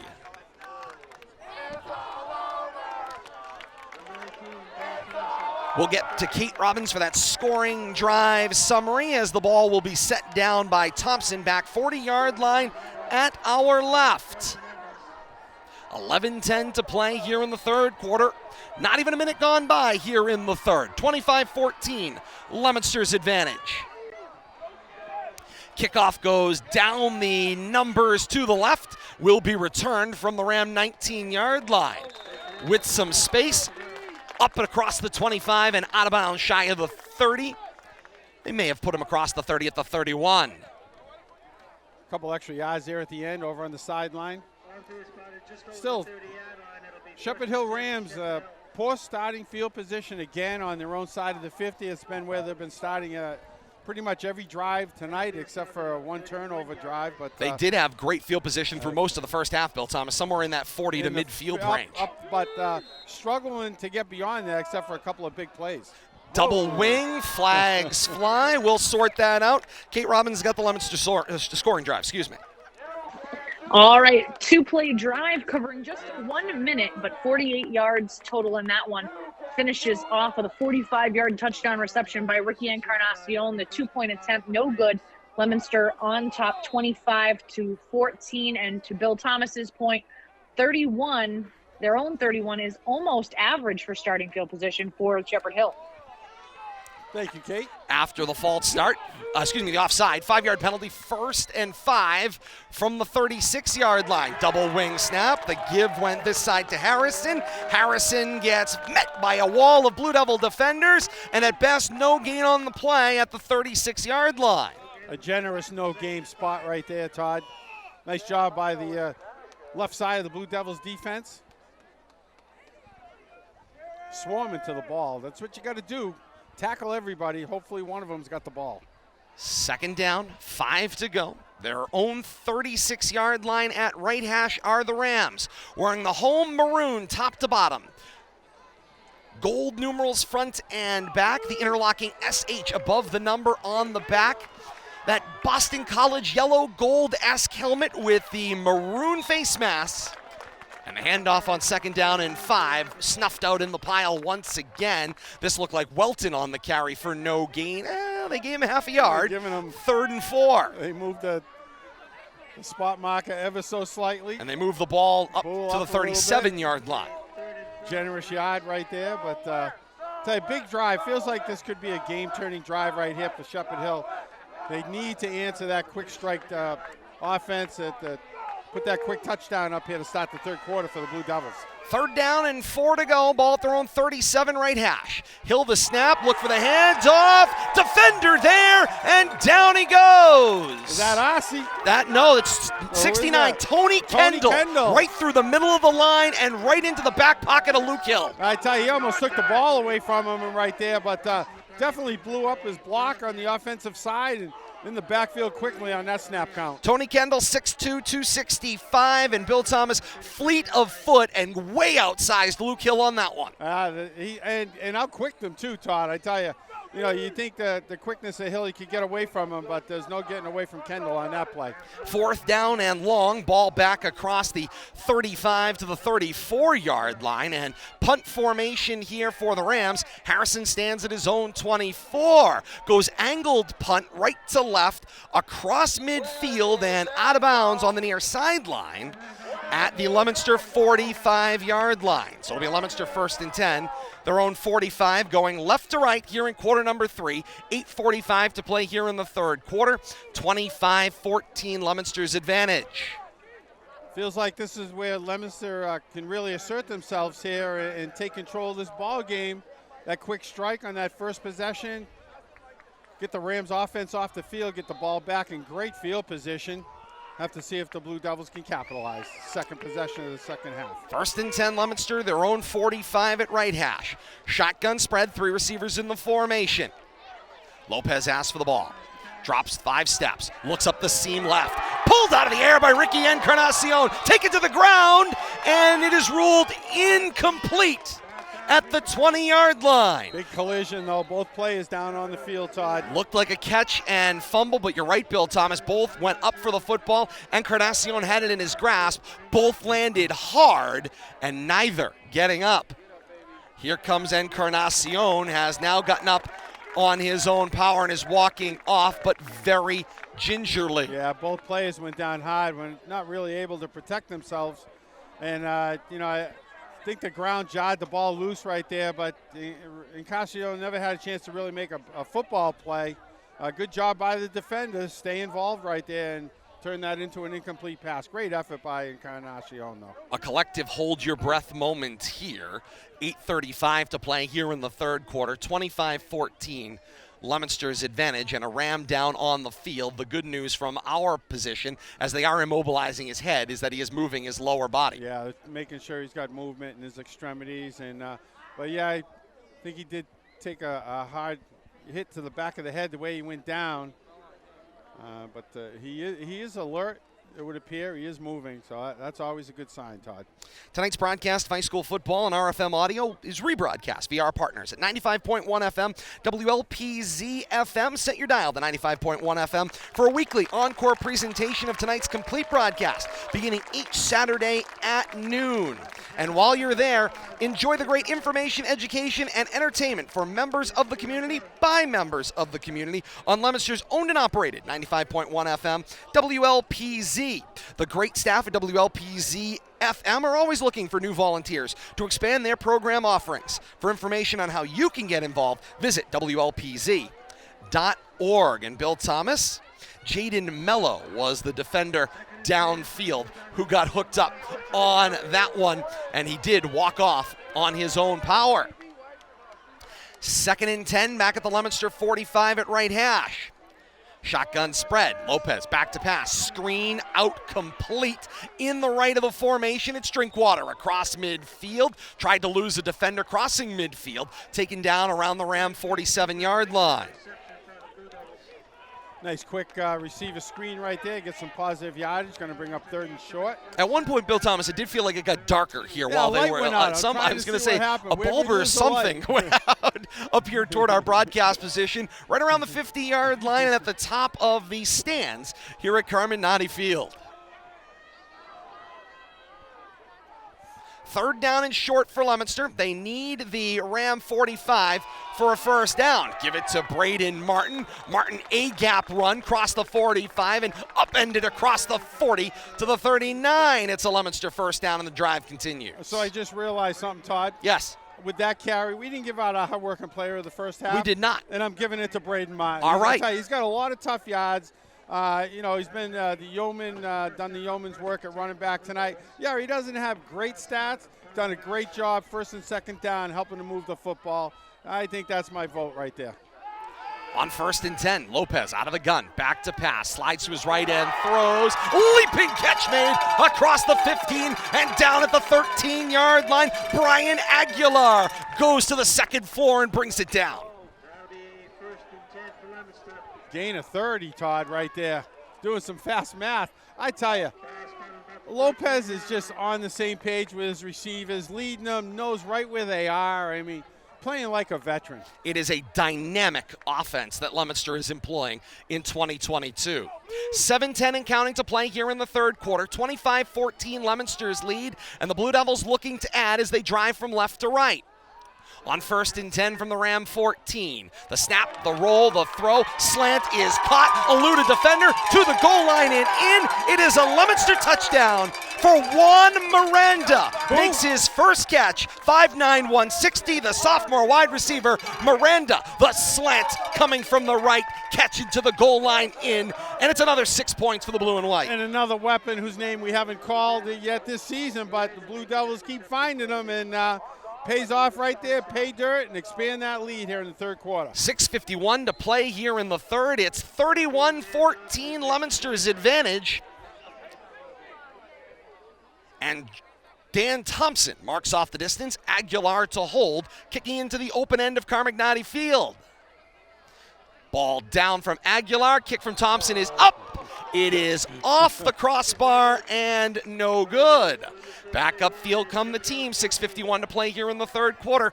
31-14 Leominster's advantage. And Bill Thomas, the futility tonight on special teams for point afters, one of the many reasons, and we'll talk about it, by the way, it's doubleheader week here on RFM. We've got Algonquin and Shrewsbury tomorrow. That's a 6 o'clock kickoff.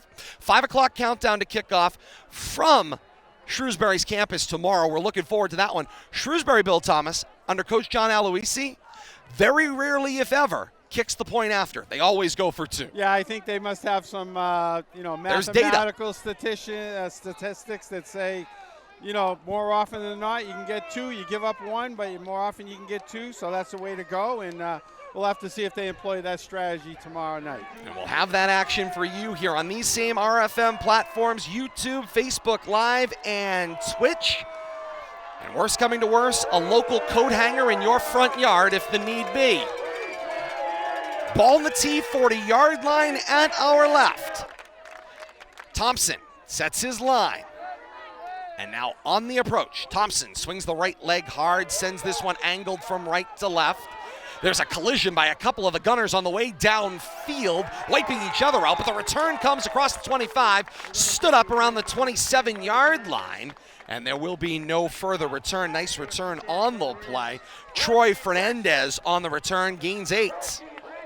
Once again, though, Rams pinned back deep in their own territory. Kate mentioned their average start has been between the 30 and 40, and they're back inside the 30 again, and desperately searching for first downs here in the third quarter. And there's no one big play that can sort it all out. So all Coach Dave Buchanan can do with his team is get them to incrementally move the ball down the field and score every time they touch the football for the remainder of the game. Hill, screen out to his right, in and out of the hands of Luke Welton. Incomplete. They rule it a forward pass. It hit the ground. Incomplete. Close, and a lot of defenders out there too, and that play was about to go nowhere, and I think we were hearing some footsteps out there as the ball arrived. Probably a smart move to let that go through his fingers. And so Hill will head back out on the field. 2nd and 10 for the Rams. Ball located at their own 28-yard line, middle of the field. And here they come. Double wing set. Aubin the fullback, 2 wings, 1 on either side. There may have been a flinch on the center. There was definitely a flinch by Tony Kendall in the neutral zone. But now the officials are going to get together and say who flinched first. See if they don't get the offense on this one. False start signaled against Shepherd Hill, so it'll be a 5-yard penalty. 2nd down and longer. Somebody in the interior offensive line, give a little shimmy jiggle. Fortunately or unfortunately, they don't single out the players, at this level. Probably a good thing. They do when there's a PA mic. There's only one place you can get it, Crocker Field in Fitchburg. Or Gillette. Or I was going to say, or Gillette for the postseason. But nonetheless, coming to a field near you on 2nd and 15. Hill, the snap out of the double wing, rolls out to his right and throws. Pass is caught by Aubin, but immediately hit by Steve Diaz, playing up from that linebacker spot in pass coverage. Nice job right there. Tight coverage. Led to a no gain on the play right there. Hard roll out. Yeah, they gained back a little of what was lost on the penalty there, Bill Thomas. So they're back across the 25, gain 27. Yeah, so it'll be 3rd and 11 coming up here. They need their own 36 for a first down, 37-ish for a first down. Moving from right to left. Deep back here in the double wing set. Hill the snap. Pitch it for Welton. Welton gets out to the left corner. Got a couple of blocks. Gets a few more blocks. And then just goes to the ground. I don't know whether he tripped or whether he just didn't see any other place to go, but there was a wall of white in front of him, a Bill Thomas picket fence, and down he went. One thing he wasn't seeing was any help, so I think it was more of a survival mode at that point. You run back and forth 2 or 3 times, and you know the defense is coming. You might as well save that agony and just put yourself down right there. But loss of 4 brings up 4th down, and once again, Rams are in punt formation. The Blue Devils are going to get great field position once again. Under 6 minutes to play here in the third. 31-14, Leominster's advantage. Miller. Check it. Harrison stands back at his own 15 to punt. Gets a good snap. Kick is away. Encarnacion fields it cleanly at the Leominster 45. Starts to spin across midfield. Gets to the Ram 49 and gets wrestled back to Leominster's side of midfield. He'll get his point of farthest progress. It'll be Leominster 1st down and 10 at the Shepherd Hill 49-yard line. Tonight's broadcast of high school football on RFM Audio, rebroadcast in its entirety via our partners at Tucka 56 Radio. Navigate your way to live365.com and bookmark Tucka 56 Radio for a weekly encore presentation of tonight's complete broadcast, beginning each Sunday at noon. Plus Wednesdays at 8 p.m., RFM's Coach's Corner with head coach Devin Gates. That's Tucka 56 Radio, TUCKA 56 Radio, and Tucka56Radio.com. 1st and 10, Leominster at the Ram 49. Xavier Cora gets the call. He takes it straight through the A gap, across the 45. Pack falls forward across the 40 to the 39, and it's a Leominster 1st down on the back of a great run by Xavier Cora. Nice job right there, keeping his feet moving, but I'd be remiss not to mention Todd, Blue Devils starting out. Great field position on the 49-yard line on the Rams side of midfield and taking advantage of it once again. Down to 5 minutes and counting left here in the third quarter.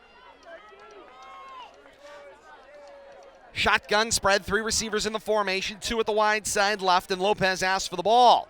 Give it to Cora. Ran into his lead block, bounced off of him though, and still finds his way up the hash to advance the football to just about the 35-yard line. Gains maybe 4 on the play. Call it 2nd down and 6. Nice job right there, though, getting some positive yards. They nicked him 1 yard. They marked him down at the 36, and so it's a gain of 3, 2nd down and 7. But still, between Martin and Aguilar and Cora, good job there getting some first down yardage. Anything positive, and turn this into a 3rd and short, or finding a way to keep those chains moving. 4:14 and counting to play here in the third. Lopez at the line, 2nd down and 7. Ram 36-yard line right hash. Lopez the snap, give it to Cora. He takes it angle left this time. Round left end, works his way to the 35 and gets pushed back. Maybe gains a yard on the play. Yeah, I know. Tough sledding over there on that left side, the right side of the Rams defense swarming, stringing that out nicely. And by the time Cora decided to turn that upfield, there was nowhere to go. 3:44 and counting to play here in the third quarter. Play comes in from the sideline. Change. Dominic Swain heads to the sideline. Steve Diaz checks in, so some personnel adjustments. Play signaled in from Coach Devin Gates. And now here they come out of the huddle. And Leominster can slow things down here, Bill Thomas. Take their the time. clock is their friend. My thoughts exactly. Watch for the 10-second, which we're getting now from the back judge, but good clock management by Lopez. 3rd and 7 from the 36. Trips to the right on the shotgun snap. Lopez adjusts, looks over the middle. A little comeback route for Steve Diaz, and he digs that one out. Coming back across the 20 and makes the catch at the 23-yard line. It gains 10, and it's a Leominster first down. I tell you, nice job. I don't know if I've seen any quarterback work the middle like Lopez has here in this early season. A lot of confidence, but he's got the arm strength to work that middle, and he's very confident, and he's showing it. Aguilar was a little surprised. He was the first receiver on the first level, and he watched that one go by him, and he went, hey, who's there? And there was Diaz coming back to the football over the middle. Whistled right by him. 3 receivers set the trips to the wide side left. The shotgun snap. Lopez. Play action fake. Looks, finds Drinkwater. Cross the numbers and across the 15-yard line and down around the Shepherd Hill 10. Gains 12, and it's another Leominster first down. Clock stopped temporarily. Then it will restart once they set the chains. 2:15 and counting to play here in the third quarter. Right on the 10-yard line, Todd. It's going to bring up a 1st and goal. Tell you, the weapons and the way the offense is just spreading it out, and Lopez not focusing on any one receiver and mixing and matching behind him and keeping fresh legs behind him in the backfield. Great job by the freshman quarterback. It's a luxury that you have to enjoy when you have it. Encarnacion is slotting the trips to the right. Shotgun snap, roll out Lopez, looks, end zone. Aguilar, the contested catch, he makes it, and he is in. He slipped underneath Jaden Mello's coverage, makes the catch, and turns it into the end zone for a Leominster touchdown. Lopez finds Aguilar for a 10-yard touchdown strike. And the only way that becomes a touchdown is on Lopez's arm. Fire that on a string. No chance at all for the defender to make a move right by him and through his hands for the most part. And Aguilar was the recipient. Hauls it in for 6. 1:42 to play here in the third quarter. 37-14 Leominster's advantage. Point after attempt coming up here. Snap the ball down. Thompson's kick is into the net. Split the uprights and back upfield come the teams. 1:42 to play here in the third quarter. Leominster has increased their lead to 38-14 here in week 4 action. If you weren't with us off the top of the broadcast, Leominster has struggled in recent memory in this series. They've got 1 win in the last 5 meetings between these two programs. You got to go back to October 20th, 2018 for a 41-3 Leominster win at Doyle Field. Other than that, 3 meetings, by the way, have been right here at Carmagnati Field in the last 5. Shepherd Hill has commanded this series. A 35-6 win in 2019. In, of course, the COVID-modified season, spring of 2021, March 19th, a 14-13 Shepherd Hill win.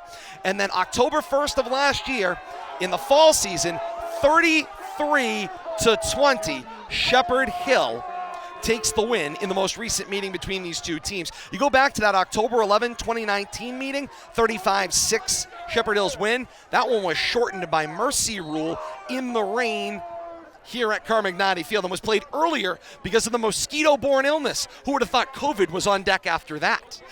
We've had some trials and tribulations the last 5 years, but I tell you, Blue Devils are getting their payback tonight. Kickoff downfield. It is fielded by the Rams around their own 20, maybe advanced to their own 25.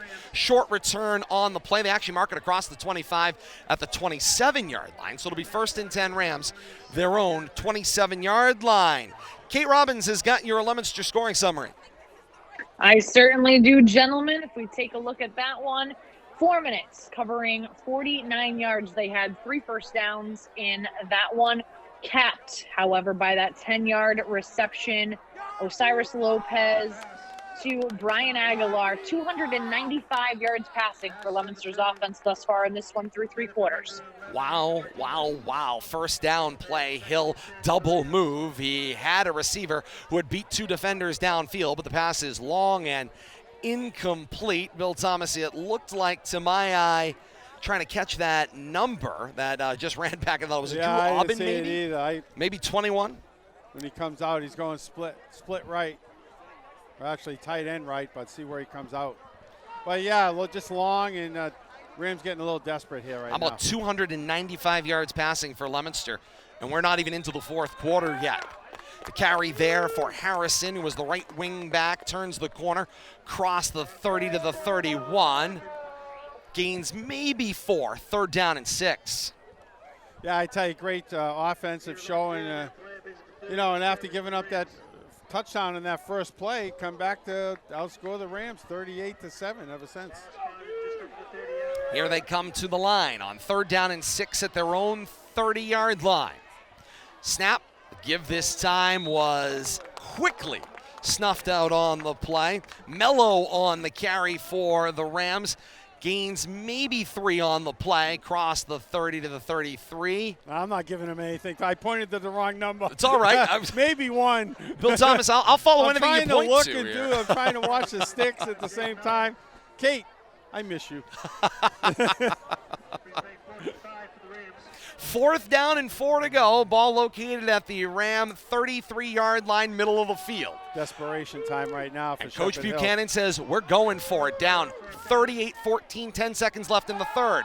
Hill, play action rollout. He waits for the clear out, steps up in the pocket. He starts to slide across the 35. He is down at the 37-yard line, and Bill Thomas, the officials say that's enough for a first down, but that slide started maybe just a little too soon for Hill. I think he had lost what yard line he was across, but they did signal it as a first down. They were officials weren't too sure right there, but yeah, they're going to give them the first down move. They are sure the 3rd quarter is over, so the ball is up, 3 quarters complete here at Carmignati Field, and Leominster has opened up their lead in the 2nd half. It's Leominster 38, Shepherd Hill 14 through 3 on homecoming here at Shepherd Hill tonight. Teams change ends, the all-important 4th and final quarter when we continue. Bill Thomas is going to hold that thought. I'm going to hand it back to Kate Robbins for any scores and 3rd quarter stats here in RFM HQ. We can do 3rd quarter stats. I have not been able to check Twitter. You guys have been going fast and furious out there. Indeed we are. In Dudley. But if we take a look, as you said, Leominster with an impressive offensive showing here, particularly after they gave up that first touchdown to Shepherd Hill. Let's take a look at Lopez's individual stats. 14 of 22. He's completed 64% of his passes. Once again, 295 total yards of passing offense for Osiris Lopez. He's averaging 21.1 yards per pitch and catch. He's completed passes to 5 different receivers. Encarnacion has 3 receptions, Aguilar with 4, Drinkwater with 5 receptions for 125 yards receiving. Juan Miranda has a reception, and so does Steven Diaz, Todd. All right, Kate, thank you so much. Teams change ends. Fourth quarter begins on a 1st and 10 for the Rams at their own 37-yard line. Hill back to pass, running around, and he is sacked. Keegan Amarasinga in for the solo sack for Leominster. It's a loss of 4 on the play. 1:40 and counting to play here in the fourth quarter. Kate, I can pitch in on this one a little bit. Couple of scores out there that have gone final. St. Bernard's with a big win over Leicester tonight in division. 44-14 the final for the Bernardians to pick up the win. Also, Mike Leclerc reporting a final score at Monty Tech tonight. Bay Path defeats Monty Tech 43-36 the final in that one. Just the first of many scores you'll get. Most comprehensive post-game scoreboard. Kate amalgamates the internet and brings you the scores. Back to pass, Hill. Diaz steps in, and it is pick 6 for Leominster. Steve Diaz steps in a passing lane, picks it, takes it down the numbers, and uncontested into the end zone, and the celebration ensues. Route is on, 11:02 to play in the fourth. It's 44-14, Leominster's advantage. And Diaz was sitting on that play and stepped right in front of the intended receiver. Couldn't have timed it any better. Intercepted it on a dead run, and there was no looking back. Steve Diaz has been having an incredible year and adds a pick 6 to his resume. And the clock has begun to run here in the fourth quarter as Leominster exceeded the 30-point margin. Ball is down, kick is up and into the net on the closed end of Carmignati Field as the teams come back up the field. Running time here on Carmignati turf. It's Leominster 45 and Shepherd Hill 14. Pick 6 of about 23 yards right there, and we've seen this play before with the clock moving in the other direction, the other side of it. But I got to tell you, what an offensive explosion. I started to say, Todd, that third quarter, that offensive explosion has really got the wheels rolling here for the Blue Devils. I think there's 3 touchdowns in that third quarter, and really broke this game wide open. An explosion is the way the year has gone thus far, Bill Thomas. Just when you're about to say something, something else happens. It's amazing. You've got to literally have your head on a swivel. Trying to recap something prior, and all of a sudden something new's going on, and you don't know what to talk about. We cover it all here on RFM Audio with our partners on Leominster TV, as well as 95.1 FM WLPZ. WLPZ.org, and Tucka 56 Radio and Tucka56radio.com. Great to have you along with us on another great Friday night of high school football, and this is just the first of 2 football games in Week 4 action. We've got Algonquin visiting Shrewsbury. Tomorrow night, that action will be available right here on these same RFM platforms of YouTube, Facebook Live, and Twitch, and will be replayed, by the way. Tucka 56 Radio will have the replay of Shrewsbury and Algonquin Monday at 8 p.m. for those of you that want to pick up a replay of that action tomorrow night.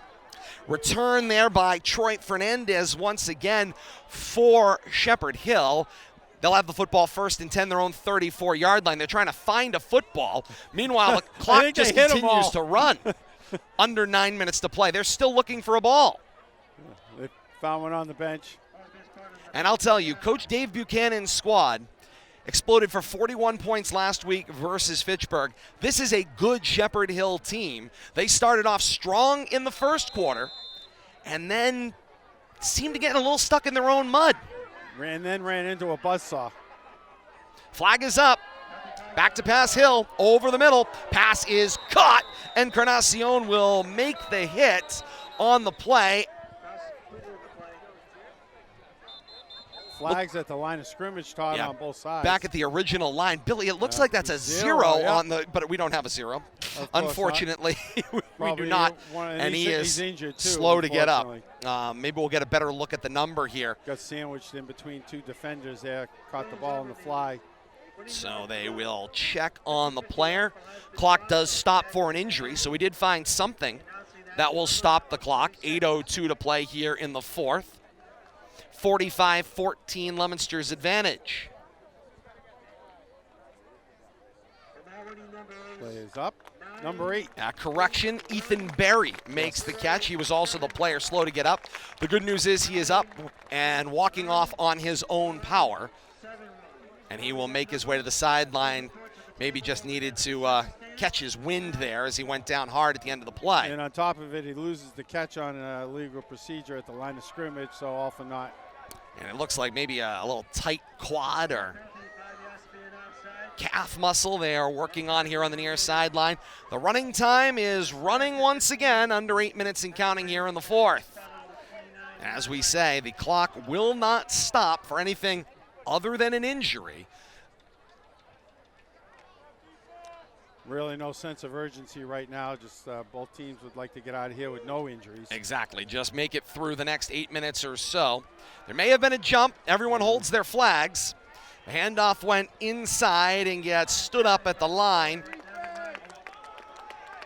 Move the ball maybe a half yard to about the 30. It'll be second down and long. Rams need their own 44-yard line for a reset and a first down. And Bill Thomas, what this is setting up is a huge game next Friday night as Leominster will travel to Peabody for the first time that we can prove one way or another. And you will have a battle of two 4-0 football teams if Peabody can hang on and beat Marblehead in what will be a huge Division II clash statewide. And I don't believe they'll, as Hill tries to keep the play alive, and he is sacked on the play. Yeah, 28 with the sack there, Bill Thomas. Roman Cruz. Yes. First time on the calendar. Players getting some playing time. People that we might not normally call their name and number, we'll try to get them. Getting some early varsity experience. Recognition, but what were you saying, Todd? I was distracted there by that hit. A battle of 4-0 teams set up next week. Right. Peabody and Leominster. They complain that there aren't PowerPoints available. Handoff inside from Hill. Hill went to Roden on the play. Roden slipped through the first hit and now gets stacked up at the line. And the officials letting this continue doesn't make a lot of sense. Jump all over that on the whistle, and let's just get everybody out of here healthy and without anything devolving in a mercy situation, 6 minutes and counting. You don't need to be on the ground when to be stopped. But you're right, Todd. Plenty of PowerPoints available for both teams, win or lose next week. Yes. A close game will benefit both teams. Of course, you want to come out on the winning side, but yeah, no excuse for either team not having an opportunity to gain PowerPoints in their division. We mentioned Peabody top 10 in Division II in the power ratings coming into this week on the first draft. Meanwhile, on fourth down and long, the punt, Encarnacion will field it at his own 29-yard line. Runs into the defense and then gets spun and taken down at the 31-yard line. And is it bad, Bill Thomas, when we get to this situation? This is maybe why I don't like this mercy situation. Players start playing and it becomes like a controlled scrimmage. The problem is when teams take their foot off the gas, that's when you become more likely for an injury to happen. All I see is extended knees and elbows and arms, and I just see more propensity for injury. You know, the thing that could happen, and I'm not going to, lay blame, but not everybody's playing at full speed. And some kids might not get a lot of field time. They're going 150 miles an hour out there because they're trying to make a name for themselves or earn a spot. Other kids just want to get on the bus because they're tired. So, yeah, it does make for some odd circumstances. Snap and the give went inside. Trying to see, I didn't notice pre-snap who might be out there, Todd. Looks like I think it was Braden Martin still with the run like, through the middle. Oh, no, Xavier Cora. Cora, yeah.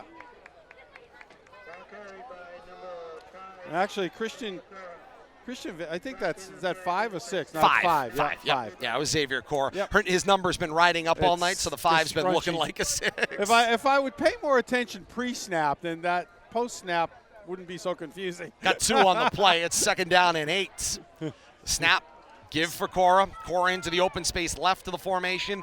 35-40 and wrestled out of bounds at the 41-yard line, maybe the 42. Clock still running even though the play goes out of bounds under 4 minutes to play here in the fourth. Mercy rule running time in effect, 45-14 is Leominster's lead. So we were talking about that matchup, Bill Thomas, and Peabody will go into next week.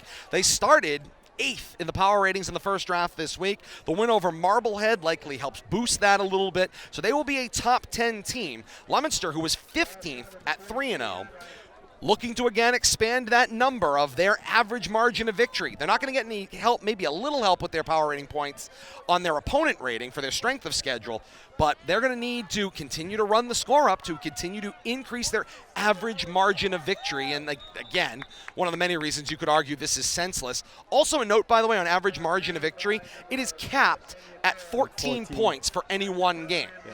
So even if you win by 25, 30, 40, 50, running up the score is only good up to 14 points. But you can't stop there because you don't want to give back a score. So correct. I think 28 is where coaches are comfortable, and then they can throttle back and still play with that 14.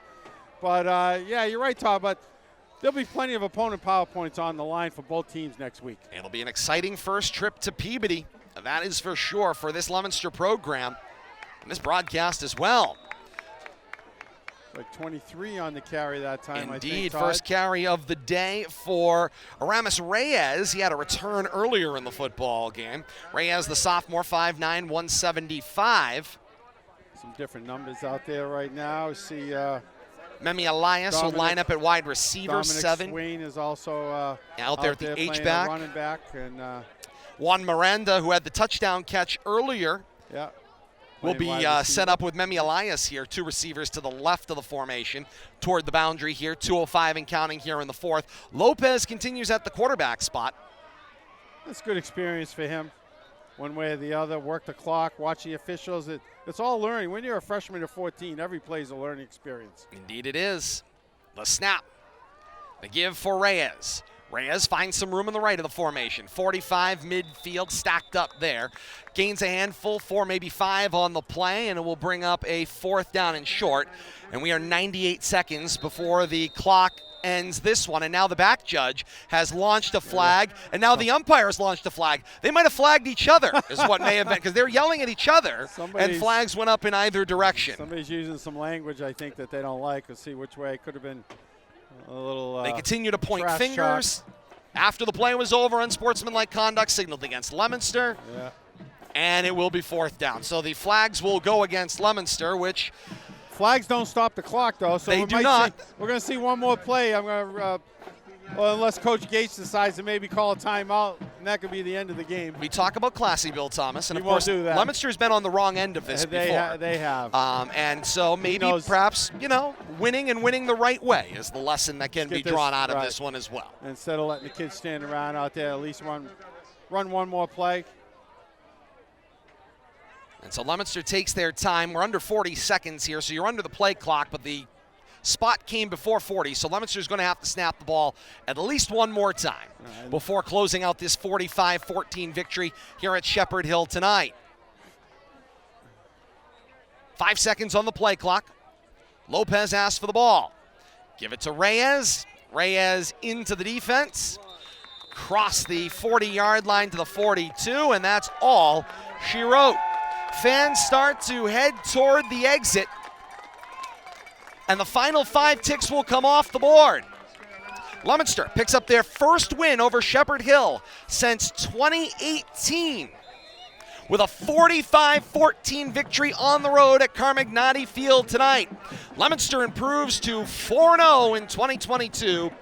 Shepherd Hill will fall to 1-3.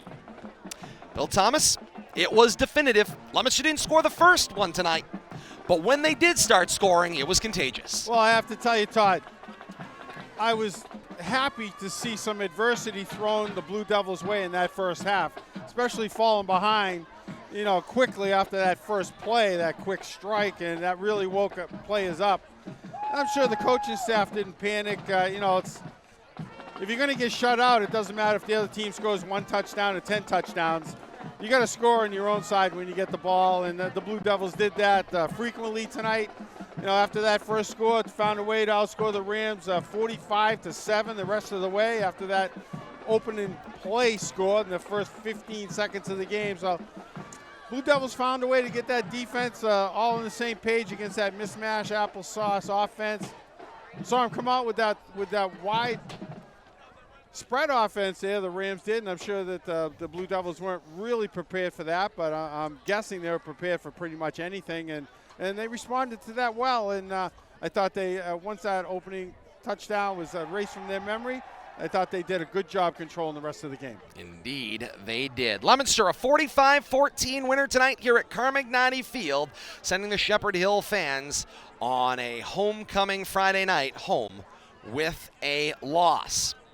For those of you that have been joining us on Leominster TV, hey, we thank you so very much for joining us tonight. Same for those of you that have been joining us here on RFM Audio and being patient and sticking out the broadcast with us as we continued to fight through some adversity of our own on the broadcast end. But the great news is we were able to settle things down and bring you the great action here from Carmignati Field tonight. For those of you that are joining us on Leominster TV, we say thank you so very much for joining us here tonight. And it's time now for you to grab your smart-enabled device, open your favorite digital media app, and we've got so much more to come as we're just getting started here from Carmignati Field here on RFM Audio.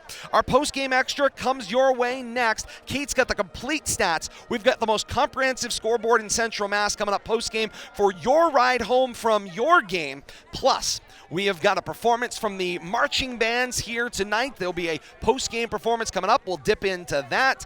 Get you prepared for our second game of the weekend. It's Shrewsbury hosting Algonquin coming up tomorrow night. We're here at Shepherd Hill right now, right? Algonquin travels to Shrewsbury. 6 o'clock to kick off tomorrow night. 5 o'clock is our countdown to kickoff for our second game of the weekend here on YouTube, Facebook Live, and Twitch. You're going to want to tune in for that as well. Replays available on Leominster TV throughout the week and weekend. We thank you so very much for joining us once again. Thank Bradley Bedard for being here as well.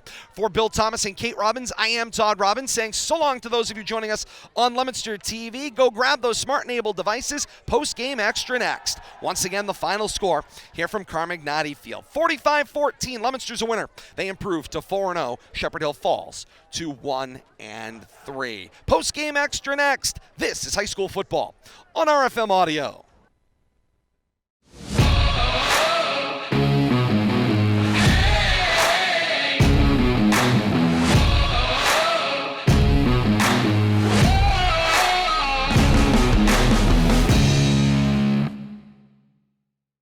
LTV's Action Sports is brought to you in part through the generous support of these Leominster sponsors. By NP Crowley Company Incorporated, www.npcrowleyinc.com.